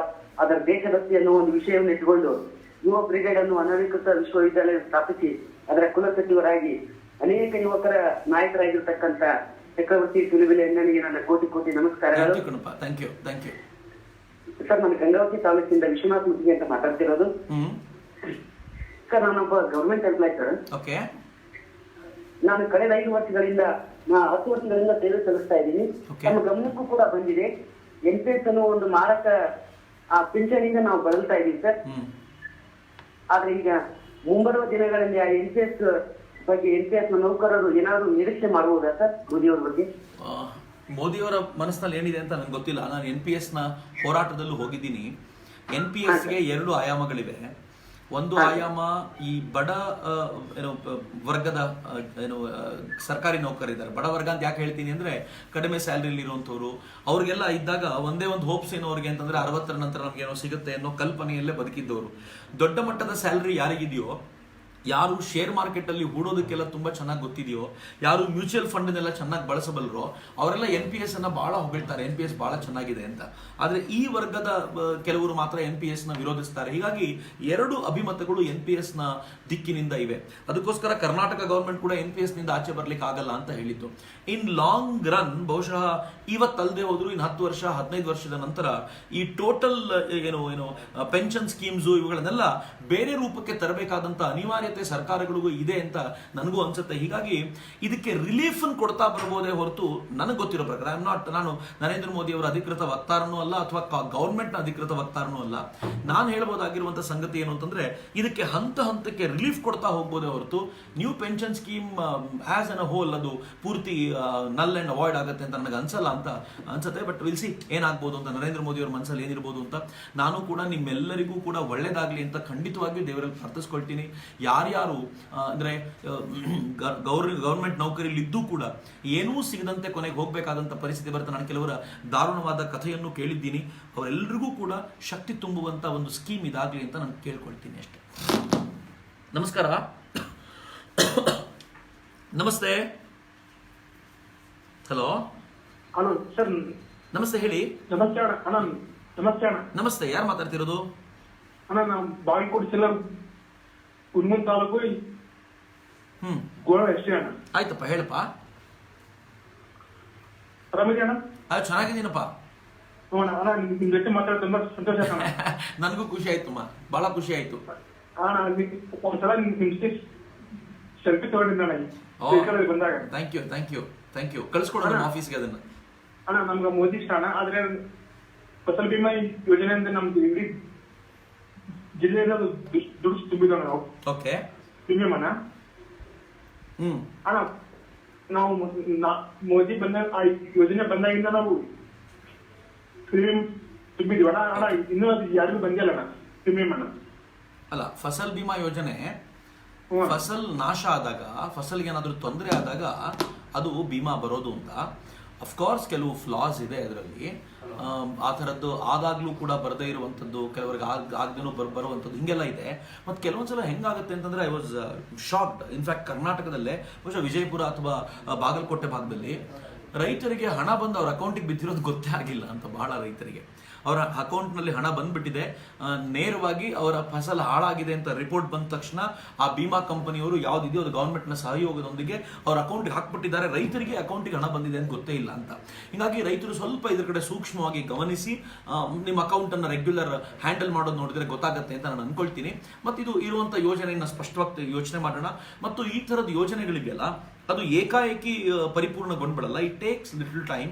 ಬಹುಶಃ ಇನ್ನು ಸ್ವಲ್ಪ ಸಮಯ ತಗೋಬಹುದು. ಅದರ ಎಲ್ಲ ಪ್ರಾಬ್ಲಮ್ಗಳನ್ನು ಫಿಕ್ಸ್ ಮಾಡ್ಲಿಕ್ಕೆ ಸ್ವಲ್ಪ ಸಮಯ ತಗೋಬಹುದು. ಬಟ್ ಇದ್ದಿದ್ರಲ್ಲೇ ದಿ ಬೆಸ್ಟ್ ಯೋಜನೆ ಯಾಕೆ ಅಂತಂದ್ರೆ, ನನ್ನ ಇದು ಹಾಳಾಗೋಗಿದೆ, ನಾನು ಬರಗಾಲದ ಸ್ಥಿತಿಯಲ್ಲಿದ್ದೀನಿ, ದಯವಿಟ್ಟು ದುಡ್ಡು ಕೊಡಿ ಅಂತ ಯಾವುದೋ ಒಬ್ಬ ಪುಡಾರಿಯ ಎದುರಿಗೆ ಕೈ ಚಾಚಿ ನಿಂತ್ಕೊಳ್ಳೋಕ್ಕಿಂತ ಹಾಳಾಗಿದೆ ಅಂತ ಏನಾದ್ರು ರಿಪೋರ್ಟ್ ಹೋದ ತಕ್ಷಣ ಅಕೌಂಟಿಗೆ ಹಣ ಬರುತ್ತೆ ಅನ್ನೋದಾಗ್ಬಿಟ್ರೆ, ಅದಕ್ಕೂ ಕೂಡ ಒಂದು ಸಿಸ್ಟಮೇ ಇದೆ ಅಂತ ಆಗ್ಬಿಟ್ರೆ, ನಥಿಂಗ್ ಲೈಕ್ ದಟ್. ಆ ಥರದೊಂದು ವ್ಯವಸ್ಥೆಯನ್ನ ಸರ್ಕಾರ ಏನು ಯೋಚನೆ ಮಾಡಿದೆ, ಅದಕ್ಕೆ ಅಭಿನಂದನೆ ಸಲ್ಲಿಸಬೇಕು. ಸ್ವಲ್ಪ ಸಿಸ್ಟಮ್ ಅನ್ನ ಸೆಟ್ ಮಾಡಲಿಕ್ಕೆ let us all work together. ಇನ್ನೊಂದು ಕಾಲ್ ಇದೆ. ನಮಸ್ತೆ. ನಮಸ್ತೆ, ಹೇಳಿ ಸರ್. ನಮಸ್ಕಾರ. ನಮಸ್ಕಾರ. ನಮ್ಮ ಹಾವೇರಿ ಜಿಲ್ಲೆ ಹೇಳಿ. ಹಾ, ಹೇಳಿ ಸರ್. ಯುವ ಮೋರ್ಚಾ ಅಧ್ಯಕ್ಷರು ನಾವು ಇವಲ್ಲಿ. ಓಕೆ ಸರ್, ಕಾರ್ಯಕ್ರಮಗಳು ಯಾವ್ಯಾವ ತರ ಮಾಡ್ಬೇಕು ಅಂತೇಳಿ ನಮಗೆ ಗೈಡ್ಲೈನ್ಸ್ ಕೊಡ್ಬೇಕು ಸರ್ ನೀವು. ಯುವ ಮೋರ್ಚಾಕ್ಕೆ ಪಾರ್ಟಿಯಿಂದ ಗೈಡ್ಲೈನ್ಸ್ ಬರುತ್ತೆ ಕಣಪ್ಪ. ನಾನು ಗೈಡ್ಲೈನ್ಸ್ ಕೊಟ್ಟರು ಕೂಡ ಅದು ನೀವು ಕಾರ್ಯಕ್ರಮ ಒಂದೆರಡು ಕಾರ್ಯಕ್ರಮ ಕೊಡ್ಬೇಕು ಸರ್ ನಮ್ಮಲ್ಲಿ. ಅದನ್ನ ಮಾಡೋಣ. ಅದು ಯಾವ್ಯಾವ ನಾವೊಂದು ಆಲೋಚನೆ ಮಾಡಿದೀವಿ ಟೀಮ್ ಮೋದಿ ಕಡೆಯಿಂದ. ಎಲ್ಲೆಲ್ಲಿ ನಾವು ಗೆಲ್ತೀವೋ, ನರೇಂದ್ರ ಮೋದಿ ಅವರಿಗೆ ಸೀಟು ಪಕ್ಕಾ ಇದೆಯೋ, ಅಲ್ಲಿ ನಾವು ಮತ್ತೆ ಕೆಲಸ ಮಾಡಲ್ಲ ಅಂತ ಅನ್ಕೊಂಡಿದ್ವಿ. ಅಂದ್ರೆ ನಾನು ಓಡಾಟ ಮಾಡಲ್ಲ ಅಧಿಕೃತವಾಗಿ. ಎಲ್ಲಿ ನಾವು ಸೋಲ್ತೀವಿ ಅಂತ ಅನ್ಕೊಂಡಿದೀವಿ ಅಲ್ಲೂ ಕೂಡ ಓಡಾಡೋದು ಬೇಡ ಅಂತ ಅನ್ಕೊಂಡಿದ್ದೀವಿ. ಎಲ್ಲಿ 50-50 ಇದೆಯೋ, ನಾವು ಸ್ವಲ್ಪ ಕೆಲಸ ಮಾಡಿದ್ರೆ, ಒಂದು 4 ತಾಲೂಕುಗಳಿಗೆ ಓಡಾಡ್ಬಿಟ್ರೆ ಒಂದು 10-15 ಸಾವಿರ ವೋಟ್ಸ್ ಜಾಸ್ತಿ ಮಾಡಬಹುದು ಅಂತ ಅನ್ಸುತ್ತೋ ಅಂತ ಜಾಗಗಳಿಗೆ ಮತ್ತೆ ಓಡಾಡಬೇಕು ಅಂತ ಎಲ್ಲ ಟೀಮ್ ಮೋದಿಯ ಕಾರ್ಯಕರ್ತರೊಂದಿಗೆ ಕೂತ್ಕೊಂಡು ಮೊನ್ನೆ 15ನೇ ತಾರೀಕು ಪಟ್ಟಿ ಮಾಡಲಾಗಿದೆ. 25ನೇ ತಾರೀಕಿನಿಂದ 2ನೇ ಸುತ್ತಿನ ಪ್ರವಾಸ ನಂದು ಶುರುವಾಗುತ್ತೆ. ಅದು ಹುಬ್ಳಿಯಿಂದ ಶುರುವಾಗುತ್ತೆ. ಇನ್ಫ್ಯಾಕ್ಟ್ ಹುಬ್ಳಿ ಏನೋ ನಮ್ದು ಪರ್ಫೆಕ್ಟ್ ಸೀಟ್. ನಾವು ಗೆಲ್ತೀವಿ ಅನ್ನೋದ್ರಲ್ಲಿ ನಮ್ಗೆ ಯಾವ ಅನುಮಾನವೂ ಇಲ್ಲ. ಅದನ್ನು 25th ಹುಬ್ಳಿಲಿ ಇರೋದ್ರಿಂದ ಅಲ್ಲಿಂದ ಶುರು ಮಾಡಿಕೊಂಡು ನಾವು ಇಡೀ ಮುಂದಿನ ಏಪ್ರಿಲ್ 10ನೇ ತಾರೀಕುವರೆಗೂ ಚಾಮರಾಜನಗರದಲ್ಲಿ, ಹಾಸನದಲ್ಲಿ ಕೊನೆಯ ಪ್ರೋಗ್ರಾಮ್ ಮುಗಿಸ್ಕೊಂಡು ನಾವು 2ನೇ ಹಂತದ ಕಾರ್ಯಕ್ರಮವನ್ನು ಮುಗಿಸ್ತೀವಿ. ಮತ್ತೊಂದು 3ನೇ ಹಂತ ಎಲೆಕ್ಷನ್ಗಿಂತ 4-5 ದಿನ ಮುಂಚೆ ಇದ್ದಾಗ ಮತ್ತೆ ಶುರು ಮಾಡ್ತೀವಿ. ಒಂದು 3 ಹಂತದಲ್ಲಿ ಮತ್ತೆ ನಾವು ಕಾರ್ಯಕ್ರಮಗಳನ್ನು ಮಾಡ್ತೀವಿ. ಡೆಫಿನೆಟ್ಲಿ ಆ ಸಂದರ್ಭದಲ್ಲಿ ಇಲ್ಲಿಗೆ ಬರಬೇಕು ಅಂತಿದ್ರೆ ಖಂಡಿತವಾಗಿ ಬರ್ತೀವಿ. ಎಲ್ಲ ಸೇರ್ಕೊಂಡು ಒಳ್ಳೊಳ್ಳೆ ಕಾರ್ಯಕ್ರಮಗಳನ್ನು ಮಾಡೋಣ. ನರೇಂದ್ರ ಮೋದಿ ಅವ್ರನ್ನ ಪ್ರಧಾನಿ ಮಾಡೋಣ. ಆಸ್ ಯೂಶುವಲ್ ನಾನು ಮತ್ತೊಮ್ಮೆ ಹೇಳ್ತೀನಿ, ನಮ್ಮದೊಂದೇ ಗುರಿ, ಮೋದಿ ಇನ್ನೊಂದು ಬರ. ನಮಸ್ತೆ. ನಮಸ್ತೆ. ಹೇಳಿ. ನಮಸ್ಕಾರ ಸರ್, ಖುಷಿ ಸರ್ ನಿಮ್ಮ ಹತ್ರ ಮಾತಾಡಿ. ನಮಸ್ಕಾರ. ಯಾರು ನಿಮ್ಮ ಹೆಸರೇನು, ಎಲ್ಲಿಂದ ಮಾತಾಡ್ತಿದ್ದೀರಿ? ನನ್ನ ಹೆಸರು ಭಾಸ್ಕರ್ ಅಂತ, ಮುಂಬೈನ ಮಾತಾಡೋದು ಸರ್ ನಾನು. ನಮಸ್ತೆ ಭಾಸ್ಕರ್, ಹೇಳಿ. ಕಂಟಿನ್ಯೂಸ್ ಟ್ರೈ ಮಾಡ್ತೀನಿ ಸರ್ ನಿಮ್ಮ ಕಾಲಿಗೆ ಆಗಿದೆ. Thank you. ಖುಷಿ ಸರ್ ನಿಮ್ಮ ಹತ್ರ ಮಾತಾಡ್ತೀನಿ. ಬಹಳ ಸಂತೋಷ ಆಯ್ತು ರೀ. ಇಲ್ಲಿ ಊರು ಯಾವ್ದು ನಿಮ್ದು? ಇಲ್ಲಿ ಮ್ಯಾಂಗ್ಳೂರು ಸರ್ ನಮ್ದು. ಮಂಗಳೂರು. ಅಚ್ಚಾ, ಹೇಳಿ. ಹೌದು. ಅದೇ ಸರ್, ರಾಹುಲ್ ಗಾಂಧಿ ಯಾವಾಗ್ಲೂ ರಫೇಲ್ ಬಗ್ಗೆ ಮಾತಾಡ್ತಾ ಇರ್ತಾರೆ ಸರ್. ಪಬ್ಲಿಕ್ ಇಂಟ್ರೆಸ್ಟ್ ಅಲ್ಲಿ ನಾವು ಕೇಸ್ ಯಾಕೆ ಹಾಕ್ಬೋದು ಸರ್? ಅವನು ಹಾಕಿದ್ದಾರೆ ಬಹಳ ಜನ ಇದ್ರ ಕುರಿತಂತೆ. ಹೌದೌದು, PI ಇದೆ. ಇನ್ಫ್ಯಾಕ್ಟ್ ಸುಪ್ರೀಂ ಕೋರ್ಟ್ ಅಲ್ಲಿ ಇವರು ಒಂದು ಕೇಸ್ ಹಾಕೊಂಡು ಕೂತಿದ್ದಾರೆ, ಕಾಂಗ್ರೆಸ್ನವರು ಕೂಡ. ಅಲ್ಲ ಸರ್, ಕಂಟಿನ್ಯೂಸ್ ಅವನು ಮಾತಾಡ್ತಾ ಇರ್ತಾನೆ. ಎಲೆಕ್ಷನ್ ಆದ್ಮೇಲೆ ಕೇಸ್ ಫೈನ್ ಆದ್ಮೇಲೆ ಏನ್ ಪ್ರಯೋಜನ ಸರ್? ಮಜಾ ಹೇಳ್ತೀನಿ ನಾನು ನಿಮ್ಗೆ. ಅವ್ನು ಕಂಟಿನ್ಯೂಸ್ ಮಾತಾಡಿ ಹೆಚ್ಚು ಕಡಿಮೆ 1 ವರ್ಷದಿಂದ ರಫೇಲ್ ಅಂದು ನರೇಂದ್ರ ಮೋದಿ ಒಂದು ಭಾಷಣದಲ್ಲಿ ಮಾತನಾಡ್ತಾ ಏನ್ ಹೇಳಿದ್ರು ಮೊನ್ನೆ ಅಂದ್ರೆ, MiG-21 ನಿಂದಾನೆ F-16 ಉಡಾಯಿಸಿದ್ದೀವಿ, ನಮ್ಮ ಹತ್ರ ಏನಾದ್ರು ರಫೇಲ್ ಇದ್ದಿದ್ರೆ ಹೆಂಗಾಗಿದ್ದಿರ್ಬೋದು, ಯಾಕೆ ಕಾಂಗ್ರೆಸ್ ರಫೇಲ್ ತರೋದು ಬೇಡ ಅಂತ ಹೇಳುತ್ತೆ ಅಂತ ನಂಗೆ ಅರ್ಥ ಆಗಲ್ಲ ಅಂತ ಅಂದ್ಬಿಟ್ಟು ರಾಹುಲ್ ಗಾಂಧಿ ರಫೇಲ್ ಅಂತ ಹೇಳಲಿಕ್ಕೆ ಹೆದರ್ಕೊಳ್ಳೋಂಗ್ ಮಾಡಿಟ್ಬಿಟ್ಟಿದ್ದಾರೆ ಅಂತ. So Narendra Modi is very clever. ಯಾವಾಗ ಹೆಂಗೆ ಏನ್ ಮಾಡ್ಬೇಕು ಅಂತ ಅವ್ರಿಗೆ ಗೊತ್ತಿದೆ. ಮತ್ತು ರಾಹುಲ್ಗೆ ಈ ರಫೇಲ್ ಅಂತ ಹೇಳೋದ್ರ ಮೂಲಕ ನರೇಂದ್ರ ಮೋದಿ ಕಳ್ಳರು ಅಂತ ಹೇಳಬೇಕು ಅಂತ ಒಂದೇ ಪ್ರಯತ್ನ ಇತ್ತು. ಆದ್ರೆ ಏರ್ ಸ್ಟ್ರೈಕ್ ಆದ ನಂತರ ಇಡೀ ದೇಶಕ್ಕೆ ಗೊತ್ತಾಗಿದೆ ಈ ದೇಶದ ಏರ್ ಫೋರ್ಸ್ ಎಷ್ಟು ವೀಕ್ ಆಗಿದೆ ಅಂತ. ನೆನ್ಪಿಟ್ಕೊಳ್ಳಿ, ಏರ್ ಸ್ಟ್ರೈಕ್ ಮಾಡಿದ್ರಿಂದಾಗಿ ನಾವು ಸ್ಟ್ರಾಂಗ್ ಅಂತ ತಿಳ್ಕೊಳ್ಬೇಡಿ. ಏರ್ ಸ್ಟ್ರೈಕ್ ಮಾಡಿದಾಗಲೇ ನಮ್ಗೆ ಗೊತ್ತಾಗಿರೋದು ಎಷ್ಟು ವೀಕ್ ಆಗಿದ್ದೀವಿ ಅಂತಂದ್ರೆ, ನನ್ನ ದೇಶದ ಏರ್ ಸ್ಪೇಸ್ ಒಳಗೆ ಪಾಕಿಸ್ತಾನದ F-16ಗಳು ನುಗ್ಗಿ ಬರ್ತವೆ, ನಮ್ಗೆ ರಿಯಾಕ್ಟ್ ಮಾಡ್ಲಿಕ್ಕೆ ಬೇಕಾಗಿರುವಷ್ಟು ವ್ಯವಸ್ಥೆಗಳು ಇಲ್ಲ ಅಂತಂದಾಗ ಎಷ್ಟು ವೀಕ್ ಮಾಡಿಟ್ಟಿದ್ವಿ ಏರ್ ಫೋರ್ಸ್ ಅನ್ನ ಅಂತ. ನರೇಂದ್ರ ಮೋದಿ ಅದಕ್ಕೆ 36 ರಫೇಲ್ಗಳು ತುರ್ತಾಗಿ ಬರಬೇಕು ಅಂತ ಹಠ ಹಿಡಿದು ತರಿಸ್ಕೊಳ್ಳಿಕ್ಕೆ ನಿಂತಿದ್ದಾರಲ್ಲ. ಮತ್ತು 36ಕ್ಕೆ ನಿಲ್ಲಲ್ಲ, ರಫೇಲ್ನ ಮತ್ತು ತರಿಸ್ಕೊಳ್ತೀವಿ. ಮತ್ತು ಈ ದೇಶದ ಏರ್ ಫೋರ್ಸ್ ಅನ್ನ ಸ್ಟ್ರಾಂಗ್ ಮಾಡಲಿಕ್ಕೆ ಭಾರತ ಕಟಿಬದ್ಧವಾಗಿದೆ. ಯಾಕೆಂದ್ರೆ ನಮಗೆ ಪಾಕಿಸ್ತಾನ ಒಂದು ಶತ್ರುವೇ ಅಲ್ಲ. ಪಾಕಿಸ್ತಾನವನ್ನ ಇಲ್ಲವಾಗಿಸೋದು ಬಹಳ ಕಷ್ಟ ಅಲ್ಲ. ಸಂದೀಪ್ ಉನ್ನಿಕೃಷ್ಣನ್ ಅವರ ತಂದೆ, ಮೇಜರ್ ಸಂದೀಪ್ ಉನ್ನಿಕೃಷ್ಣನ್ ಅವರ ತಂದೆ ಹೇಳ್ತಾ ಇದ್ರು, ಮೊದಲೆಲ್ಲ ನಾವು ಪಾಕಿಸ್ತಾನದ ಹತ್ರ ನ್ಯೂಕ್ಲಿಯರ್ ಬಾಂಬ್ ಇದೆ ಅಂತ ಹೆದರ್ಕೊಳ್ತಿದ್ವಿ, ಆದ್ರೆ ಈಗ ನಮ್ಗೆ ಆ ಹೆದರಿಕೆ ಉಳಿದಿಲ್ಲ. ಪಾಕಿಸ್ತಾನ ಒಂದು ನ್ಯೂಕ್ಲಿಯರ್ ಬಾಂಬ್ ಹಾಕಿದ್ರೆ 2ನೇ ನ್ಯೂಕ್ಲಿಯರ್ ಬಾಂಬ್ ಹಾಕಕ್ಕೆ ಆ ರಾಷ್ಟ್ರವೇ ಉಳಿದಿರಲ್ಲ. ಹಂಗ್ ಮಾಡೋ ಕೆಪಾಸಿಟಿ ನಾವು ಗಳಿಸ್ಕೊಳ್ತಾ ಇದ್ದೀವಿ ಈಗ ಅಂತ ಬಹಳ ಖುಷಿ ಪಡಬೇಕಾಗಿರುವಂತ ಸಂಗತಿ. ಅಂಡ್ ಐ ಥಿಂಕ್ ಆ ವಾತಾವರಣ ನಿರ್ಮಾಣ ಆಗುತ್ತೆ ಅಂತ ನನಗೆ ಅನ್ಸುತ್ತೆ. ಸೊ ಡೋಂಟ್ ವರಿ, ರಫೇಲ್ ಪಾಕಿಸ್ತಾನಕ್ಕೆ ಇನ್ಫ್ಯಾಕ್ಟ್ ಪಾಕಿಸ್ತಾನಕ್ಕೂ ಹೊಡೆಯುತ್ತೆ ಮತ್ತು ರಾಹುಲ್ ಗಾಂಧಿಗೂ ಉಲ್ಟಾ ಹೊಡೆಯುತ್ತೆ ಅನ್ನೋದ್ರಲ್ಲಿ ಯಾವ ಅನುಮಾನ ನನಗಂತೂ ಉಳಿದಿಲ್ಲ ಅಂತ. ಅನದರ್ ಕಾಲ್. ನಮಸ್ತೆ. ನಮಸ್ತೆ ಸರ್. ಹೇಳಿ. ನಮಸ್ತೆ ಸರ್, ಸುಧೀರ್ ಅಂತ ಮೈಸೂರಿಂದ ಮಾತಾಡ್ತೀನಿ. ಹಾ, ನಮಸ್ತೆ ಸುಧೀರ್, ಹೇಳಿ ಸುಧೀರ್. ನಿಮ್ ಸಿಗ್ನಲ್ ವೀಕ್ ಇದೆ ಅಂತ ಹೇಳಿ. ಏನು? ಸುಬ್ರಹ್ಮಣ್ಯನ್ ಸ್ವಾಮಿ ಅವರು ಒಂದು ಕಾರ್ಯಕ್ರಮದಲ್ಲಿ ಹೇಳ್ತಾ ಇದ್ರು, ಯಾವುದೇ ವಿದೇಶದಲ್ಲಿ ಒಂದು ಸಿಟಿಜನ್ಶಿಪ್ ಇದ್ರೆ ಆ ವ್ಯಕ್ತಿ ಭಾರತದಲ್ಲಿ ಯಾವುದೇ ಚುನಾವಣೆಯಲ್ಲಿ ನಿಲ್ಲುವಂತಿಲ್ಲ ಮತ್ತು ಯಾವುದೇ ಒಂದು ಮುಖ್ಯ ಹುದ್ದೆಗಳನ್ನು ಹೊಂದುವಂತಿಲ್ಲ ಅಂತ.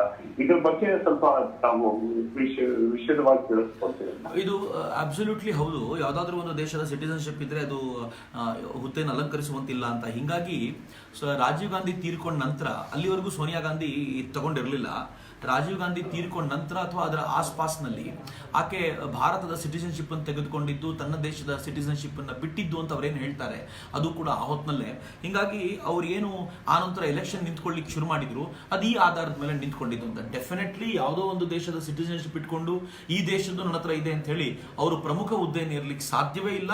ನೀವು ಸೋನಿಯಾ ಅವ್ರನ್ನೇ ಟಾರ್ಗೆಟ್ ಮಾಡೋದಾಗಿದ್ರೆ, ಸೋನಿಯಾ ಗಾಂಧಿ ಅವರಿಗೆ ಭಾರತದ ಸಿಟಿಜನ್ಶಿಪ್ ಇದೆ, ಬಟ್ ಅದು ಕೂಡ ಈ ದೇಶಕ್ಕೆ ಬಂದು ಅನೇಕ ದಶಕಗಳ ನಂತರ ಅವ್ರು ತೆಗೆದುಕೊಂಡಿದ್ದು.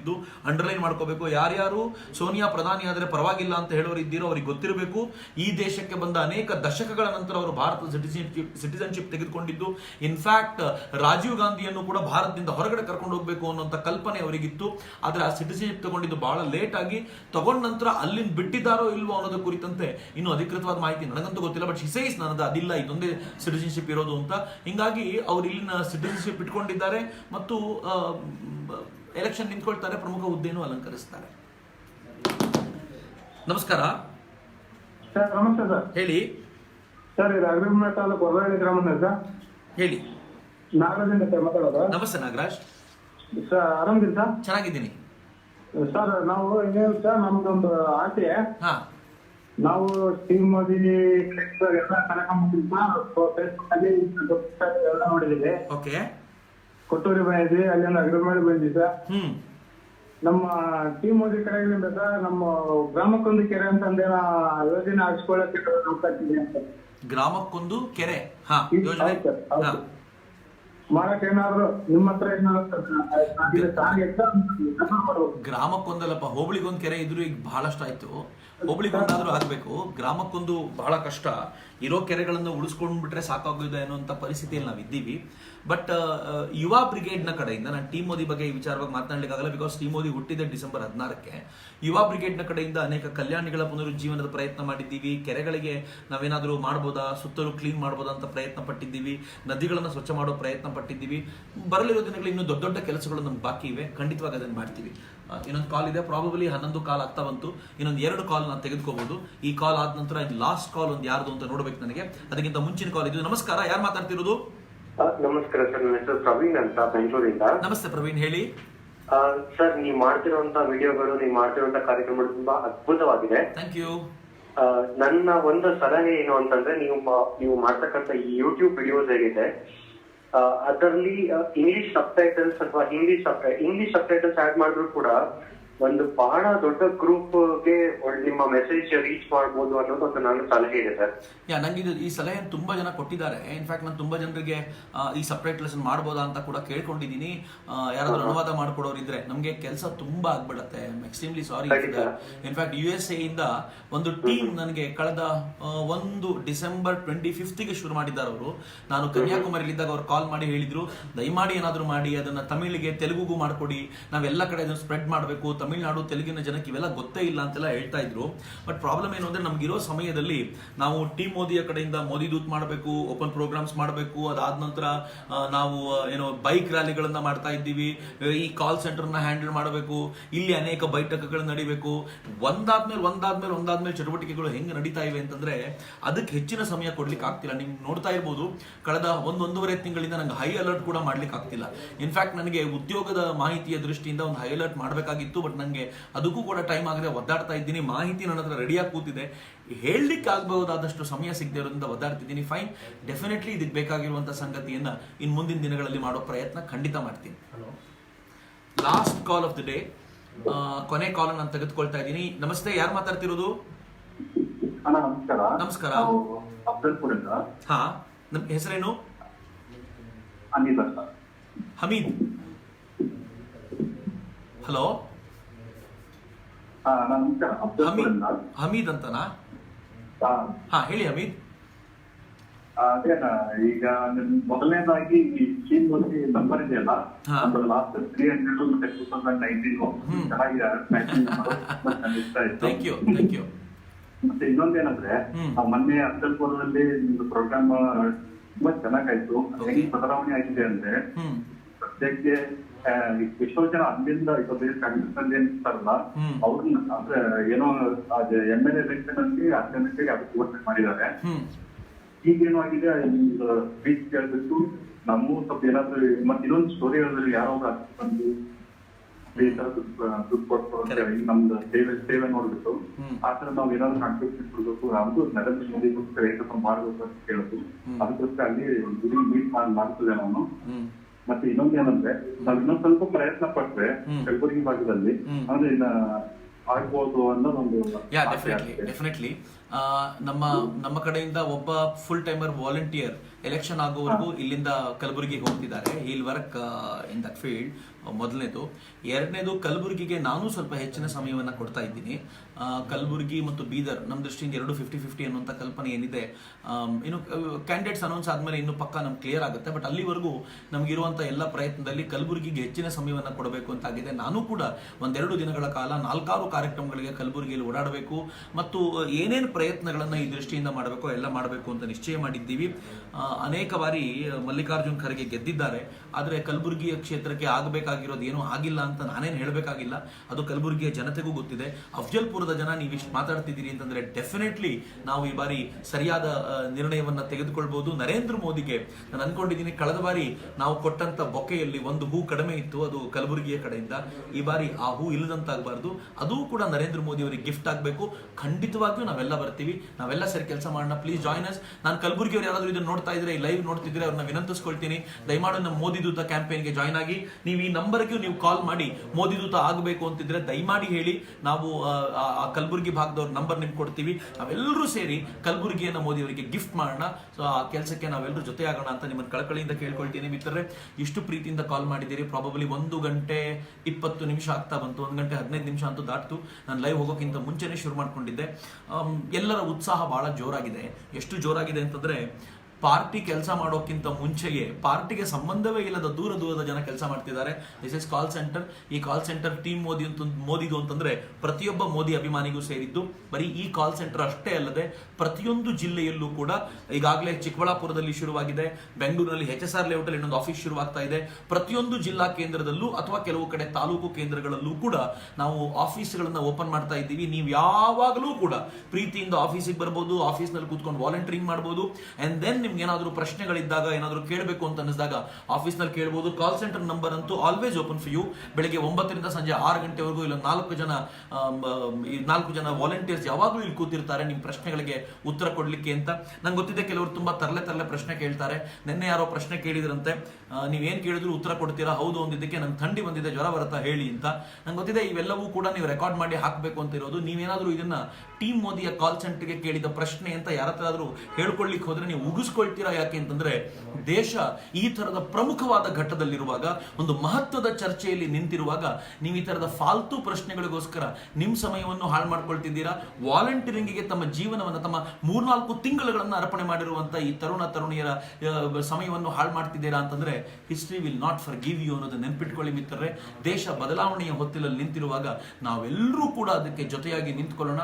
ನರೇಂದ್ರ ಮೋದಿ ಪ್ರಧಾನಿಯಾಗೋದು ಖಾತ್ರಿ ಅಂತ ನಾನು ಮತ್ತೊಮ್ಮೆ ನಿಮಗೆ ಗ್ಯಾರಂಟಿ ಕೊಡಿಸ್ತೀನಿ. ಯಾಕೆಂದ್ರೆ ಗ್ರೌಂಡ್ ನೋಡಿದ್ರೆ ಗೊತ್ತಾಗುತ್ತೆ, ಕಾಂಗ್ರೆಸ್ ವರ್ಕ್ 0. ಮಂಡ್ಯದಲ್ಲಿ JDS ಕಾರ್ಯಕರ್ತರನ್ನ ಕೇಳಿ ಗೆಲ್ಬೋದಾ ಅಂತ ಕೇಳಿದ್ರೆ ಅವ್ರಿಗೆ ಅನ್ಸಿದೆ ನಮ್ಗೆ ಈ ಸಲ ಒಂದ್ಸಲ ಮೋದಿನ ಎಲೆಕ್ಷನ್ ನಲ್ಲಿ ಗೆಲ್ಲಿಸ್ಬಿಡ್ಬೇಕು ಅಂತ. ಹಾಸನದವ್ರು ಅದಾಗಲೇ ಹೇಳಲಿಕ್ಕೆ ಶುರು ಮಾಡಿದ್ದಾರೆ, ಈ ಬಾರಿ ನಾವು ಮೋದಿಗೆ ವೋಟ್ ಮಾಡ್ತೀವಿ ಸರ್, ಮೋದಿ ಗೆಲ್ಲಬೇಕು. ಯಾಕೆಂದ್ರೆ ದೇಶ ಮುಖ್ಯ, ವಿಧಾನಸಭೆಯಲ್ಲಿ ನಾವು ನಮ್ದು ಏನಿದೆಯೋ ಅದನ್ನ ನೋಡ್ಕೊಳ್ತೀವಿ. ಬಟ್ ರಾಷ್ಟ್ರ ಮಟ್ಟದ ವಿಚಾರಕ್ಕೆ ಬಂದಾಗ ಹಿಂಗಂತ ಎಲ್ಲರೂ ಹೇಳಬೇಕಾದಾಗ ಗ್ರೌಂಡ್ ಇಸ್ ಪರ್ಫೆಕ್ಟ್. ನೀವು ದೇಶದ ಮೂಲೆ ನೋಡ್ಕೊಂಡು ಬನ್ನಿ. ಎಲ್ಲ ಕಡೆ ಮಹಾಗಠಬಂಧನ್ ಫೇಲ್ಯೂರ್. ಈಗಾಗಲೇ ಉತ್ತರ ಪ್ರದೇಶದಲ್ಲಿ ಕಿತ್ತಾಟ ಶುರುವಾಗೋಗಿದೆ. ಆ ಕಡೆ ದಕ್ಷಿಣದಲ್ಲಿ ಕಾಂಗ್ರೆಸ್ ಜೊತೆ ಯಾರು ಸೇರ್ಕೊಳ್ಳಲ್ಲ ಅಂತ ಹೇಳ್ತಾ ಇದ್ದಾರೆ. ಕಾಂಗ್ರೆಸ್ಗೂ ನಮಗೂ ಸಹವಾಸ ಬೇಡ ಅಂತ ಕಾಂಗ್ರೆಸ್ ಆಪನ್ನು ದೂರ ಇಟ್ಟಿದೆ. ಹರಿಯಾಣದಲ್ಲಿ ಆಪ್ ಮತ್ತು ಕಾಂಗ್ರೆಸ್ ಜೊತೆಲಿಲ್ಲ. ಆ ಕಡೆ ಪಶ್ಚಿಮ ಬಂಗಾಳದಲ್ಲಿ ಲೆಫ್ಟಿಸ್ಟ್ಗಳು ಮತ್ತು ಇವ್ರ ಜೊತೆಲಿಲ್ಲ. ಕಾಂಗ್ರೆಸ್ ಅಲ್ಲಿ ಪ್ರತ್ಯೇಕವಾಗಿ ಹೋರಾಟ ನಡೆಸ್ತಾ ಇದೆ. ಆಂಧ್ರದಲ್ಲಿ ಯಾರು ಚಂದ್ರಬಾಬು ನಾಯ್ಡು ಎಲ್ಲರನ್ನು ಒಟ್ಟು ಮಾಡ್ತೀನಿ ಅಂತ ಹೇಳಿದ್ನೋ ಅವನೇ ಕಾಂಗ್ರೆಸ್ ಜೊತೆ ಹೋಗ್ತಿಲ್ಲ. ಇವೆಲ್ಲ ನೋಡಿದ್ರೆ ಮಹಾಗಠಬಂಧನ್ ಪೂರ್ತಿ ಸತ್ತು ಹೋಗಿದೆ. ಆದ್ರೆ ನಾವೊಂದು ಫೈಟ್ ಮಾಡಬೇಕಾಗಿದೆ. ನಾನು ನಿಮ್ಮ ಹತ್ರ ಕಳಕಳಿಯಿಂದ ಕೇಳ್ಕೊಳ್ತೀನಿ, 30 ದಿನ ಪರ್ಫೆಕ್ಟ್ ಆಗಿ ಬಾಕಿ ಇದೆ. ನೀವು ಈ ಒಂದು ಅಭಿಯಾನದಲ್ಲಿ ಜೊತೆ ಕೈ ಜೋಡಿಸಬೇಕು ಅಂತ. ಹೇಗೆ ಕೈ ಜೋಡಿಸೋದು ಅಂದ್ರೆ, ನಿಮ್ಮ ಮನೆ ಪರಿವಾರದವರೆಲ್ಲ ಹೇಗೆ ಘಟಬಂಧನವ್ರ ಕೈ ಎತ್ಕೊಂಡು ನಿಂತಿದ್ರು ಹಾಗೆ ಪರಿವಾರದವರೆಲ್ಲ ಕೈ ಜೊತೆಯಲ್ಲಿ ಇಟ್ಕೊಂಡು ನಿಂತ್ಕೊಂಡು ಮಹಾಗಠಬಂಧನದ ವಿರುದ್ಧ ನಮ್ಮ ಮಹಾಪರಿವಾರ ಒಟ್ಟಾಗಿದೆ ಅಂತ ಹೇಳಿ ನಾವು ನಮ್ಮ ಪರಿವಾರದವರು ಒಟ್ಟಾಗಿ ನಿಂತ್ಕೊಂಡು, ನಮ್ಮ ಗೆಳೆಯರು ಒಟ್ಟಾಗಿ ನಿಂತ್ಕೊಂಡು ನಾವು ಹೋರಾಟ ಮಾಡ್ತೀವಿ ಅಂತ ಒಂದು ಫೋಟೋ ಶೇರ್ ಮಾಡ್ಲಿಕ್ಕೆ ಶುರು ಮಾಡೋಣ. ಇನ್ನೊಂದು 8-10 ದಿನಗಳ ಕಾಲ ಇದು ಹೆಂಗೆ ಹಬ್ಬಬೇಕು ಅಂತಂದ್ರೆ, ಮಹಾಗಠಬಂಧನ್ಗೆ ಕರ್ನಾಟಕಕ್ಕೆ ಕಾಲಿಡಬೇಕು ಅಂದ್ರೆ ಹೆದರಿಕೆ ಆಗಬೇಕು. ಯಾಕೆಂದ್ರೆ ಪರಿವಾರಗಳು ನಮ್ಮ ವಿರುದ್ಧ ಒಟ್ಟಾಗ್ಬಿಟ್ಟಿವೆ ಅನ್ನೋದು ಅವ್ರಿಗೆ ಅರ್ಥ ಆಗ್ಬೇಕು. ಅಂದ್ರೆ ಒಂದು ಪ್ರಯತ್ನ ನಾವಿವತ್ತು ಮಾಡೋಣ. ಮಹಾಗಠಬಂಧನದ ವಿರುದ್ಧ ಮಹಾಪರಿವಾರಗಳಾಗಿ ನಾವು ನಿಂತ್ಕೊಳ್ಳೋಣ ಅಂತ ನಿಮ್ಮ ಹತ್ರ ಕೇಳ್ಕೊಳ್ತಿದ್ದೀನಿ ಮಿತ್ರರೇ. ಈ ಏನು ನಮ್ಮ ಟೀಮ್ ಮೋದಿಯ ಎಲ್ಲ ಕಾರ್ಯಕರ್ತರ ಪರವಾಗಿ ನಿಮ್ಗೆಲ್ರಿಗೂ ಧನ್ಯವಾದಗಳನ್ನು ಸಮರ್ಪಿಸ್ತೀನಿ. ಇನ್ನು ಬಹಳ ದಿನ ಉಳಿದಿಲ್ಲ, 30 ದಿನ. ಯಾರ್ಯಾರು 30 ದಿನಗಳ ಕಾಲ ನಾನು ರಾಷ್ಟ್ರಕ್ಕೆ ಕೊಡ್ತೀನಿ, ಮೋದಿಗೋಸ್ಕರ ಕೊಡ್ತೀನಿ, ಟೀಮ್ ಮೋದಿಗೋಸ್ಕರ ಕೊಡ್ತೀನಿ ಅಂತ ಹೇಳ್ತಿರೋ, ದಯಮಾಡಿ ನಮಗೆ ಫೋನ್ ಮಾಡಿ ನಿಮ್ಮ ನಂಬರ್ಸ್ ಅನ್ನೆಲ್ಲ ಕೊಡಿ. 30 ದಿನಗಳ ಕಾಲ ನೀವು ಯಾವ ಜಿಲ್ಲೆಗೆ ಕಳಿಸಿದ್ರು ಅಲ್ಲಿ ಹೋಗಿ ಮನೆಯನ್ನು ಮುಟ್ಟುವಂತ ಕೆಲಸ ಮಾಡ್ತೀನಿ ಅಂತ ನಾವು ಹೇಳಿದ್ರೆ, ನೀವು ಹೋಗ್ಬೋದಾದವ್ರನ್ನ ನಾವು ಆರಿಸ್ಕೊಂಡು ಟ್ರೈನಿಂಗ್ ಕೊಟ್ಟು ಅವ್ರನ್ನ ಕಳಿಸ್ಕೊಳ್ತೀವಿ. ಬಹಳ ಟೈಮ್ ಇಲ್ಲ, ಆದಷ್ಟು ಬೇಗ ಎಲ್ಲರೂ ಕೆಲಸ ಮಾಡೋಣ ಅಂತ ಅತ್ಯಂತ ಕಳಕಳಿಯಿಂದ ಹಾರೈಸ್ತಾ, ಮಹಾಗಠಬಂಧನದ ವಿರುದ್ಧ ಮಹಾಪರಿವಾರದವರು ನಾವೆಲ್ಲರೂ ಒಟ್ಟೆ ಆಗೋಣ ಅಂತ ಕೇಳ್ಕೊಳ್ತಾ, ಮತ್ತೆ ನಿಮ್ಮನ್ನ ಭೇಟಿಯಾಗುವಂತ ಅವಕಾಶಕ್ಕೋಸ್ಕರ ಕಾಯ್ತಾ ಇರ್ತೀನಿ. ಸಾಧ್ಯ ಆದರೆ ಆದಷ್ಟು ಬೇಗ ನಿಮ್ಮನ್ನು ಭೇಟಿ ಮಾಡ್ತೀನಿ. ಅಲ್ಲಿವರೆಗೂ ನಮಸ್ಕಾರ, ವಂದನೆಗಳು, ಜೈ ಹಿಂದ್.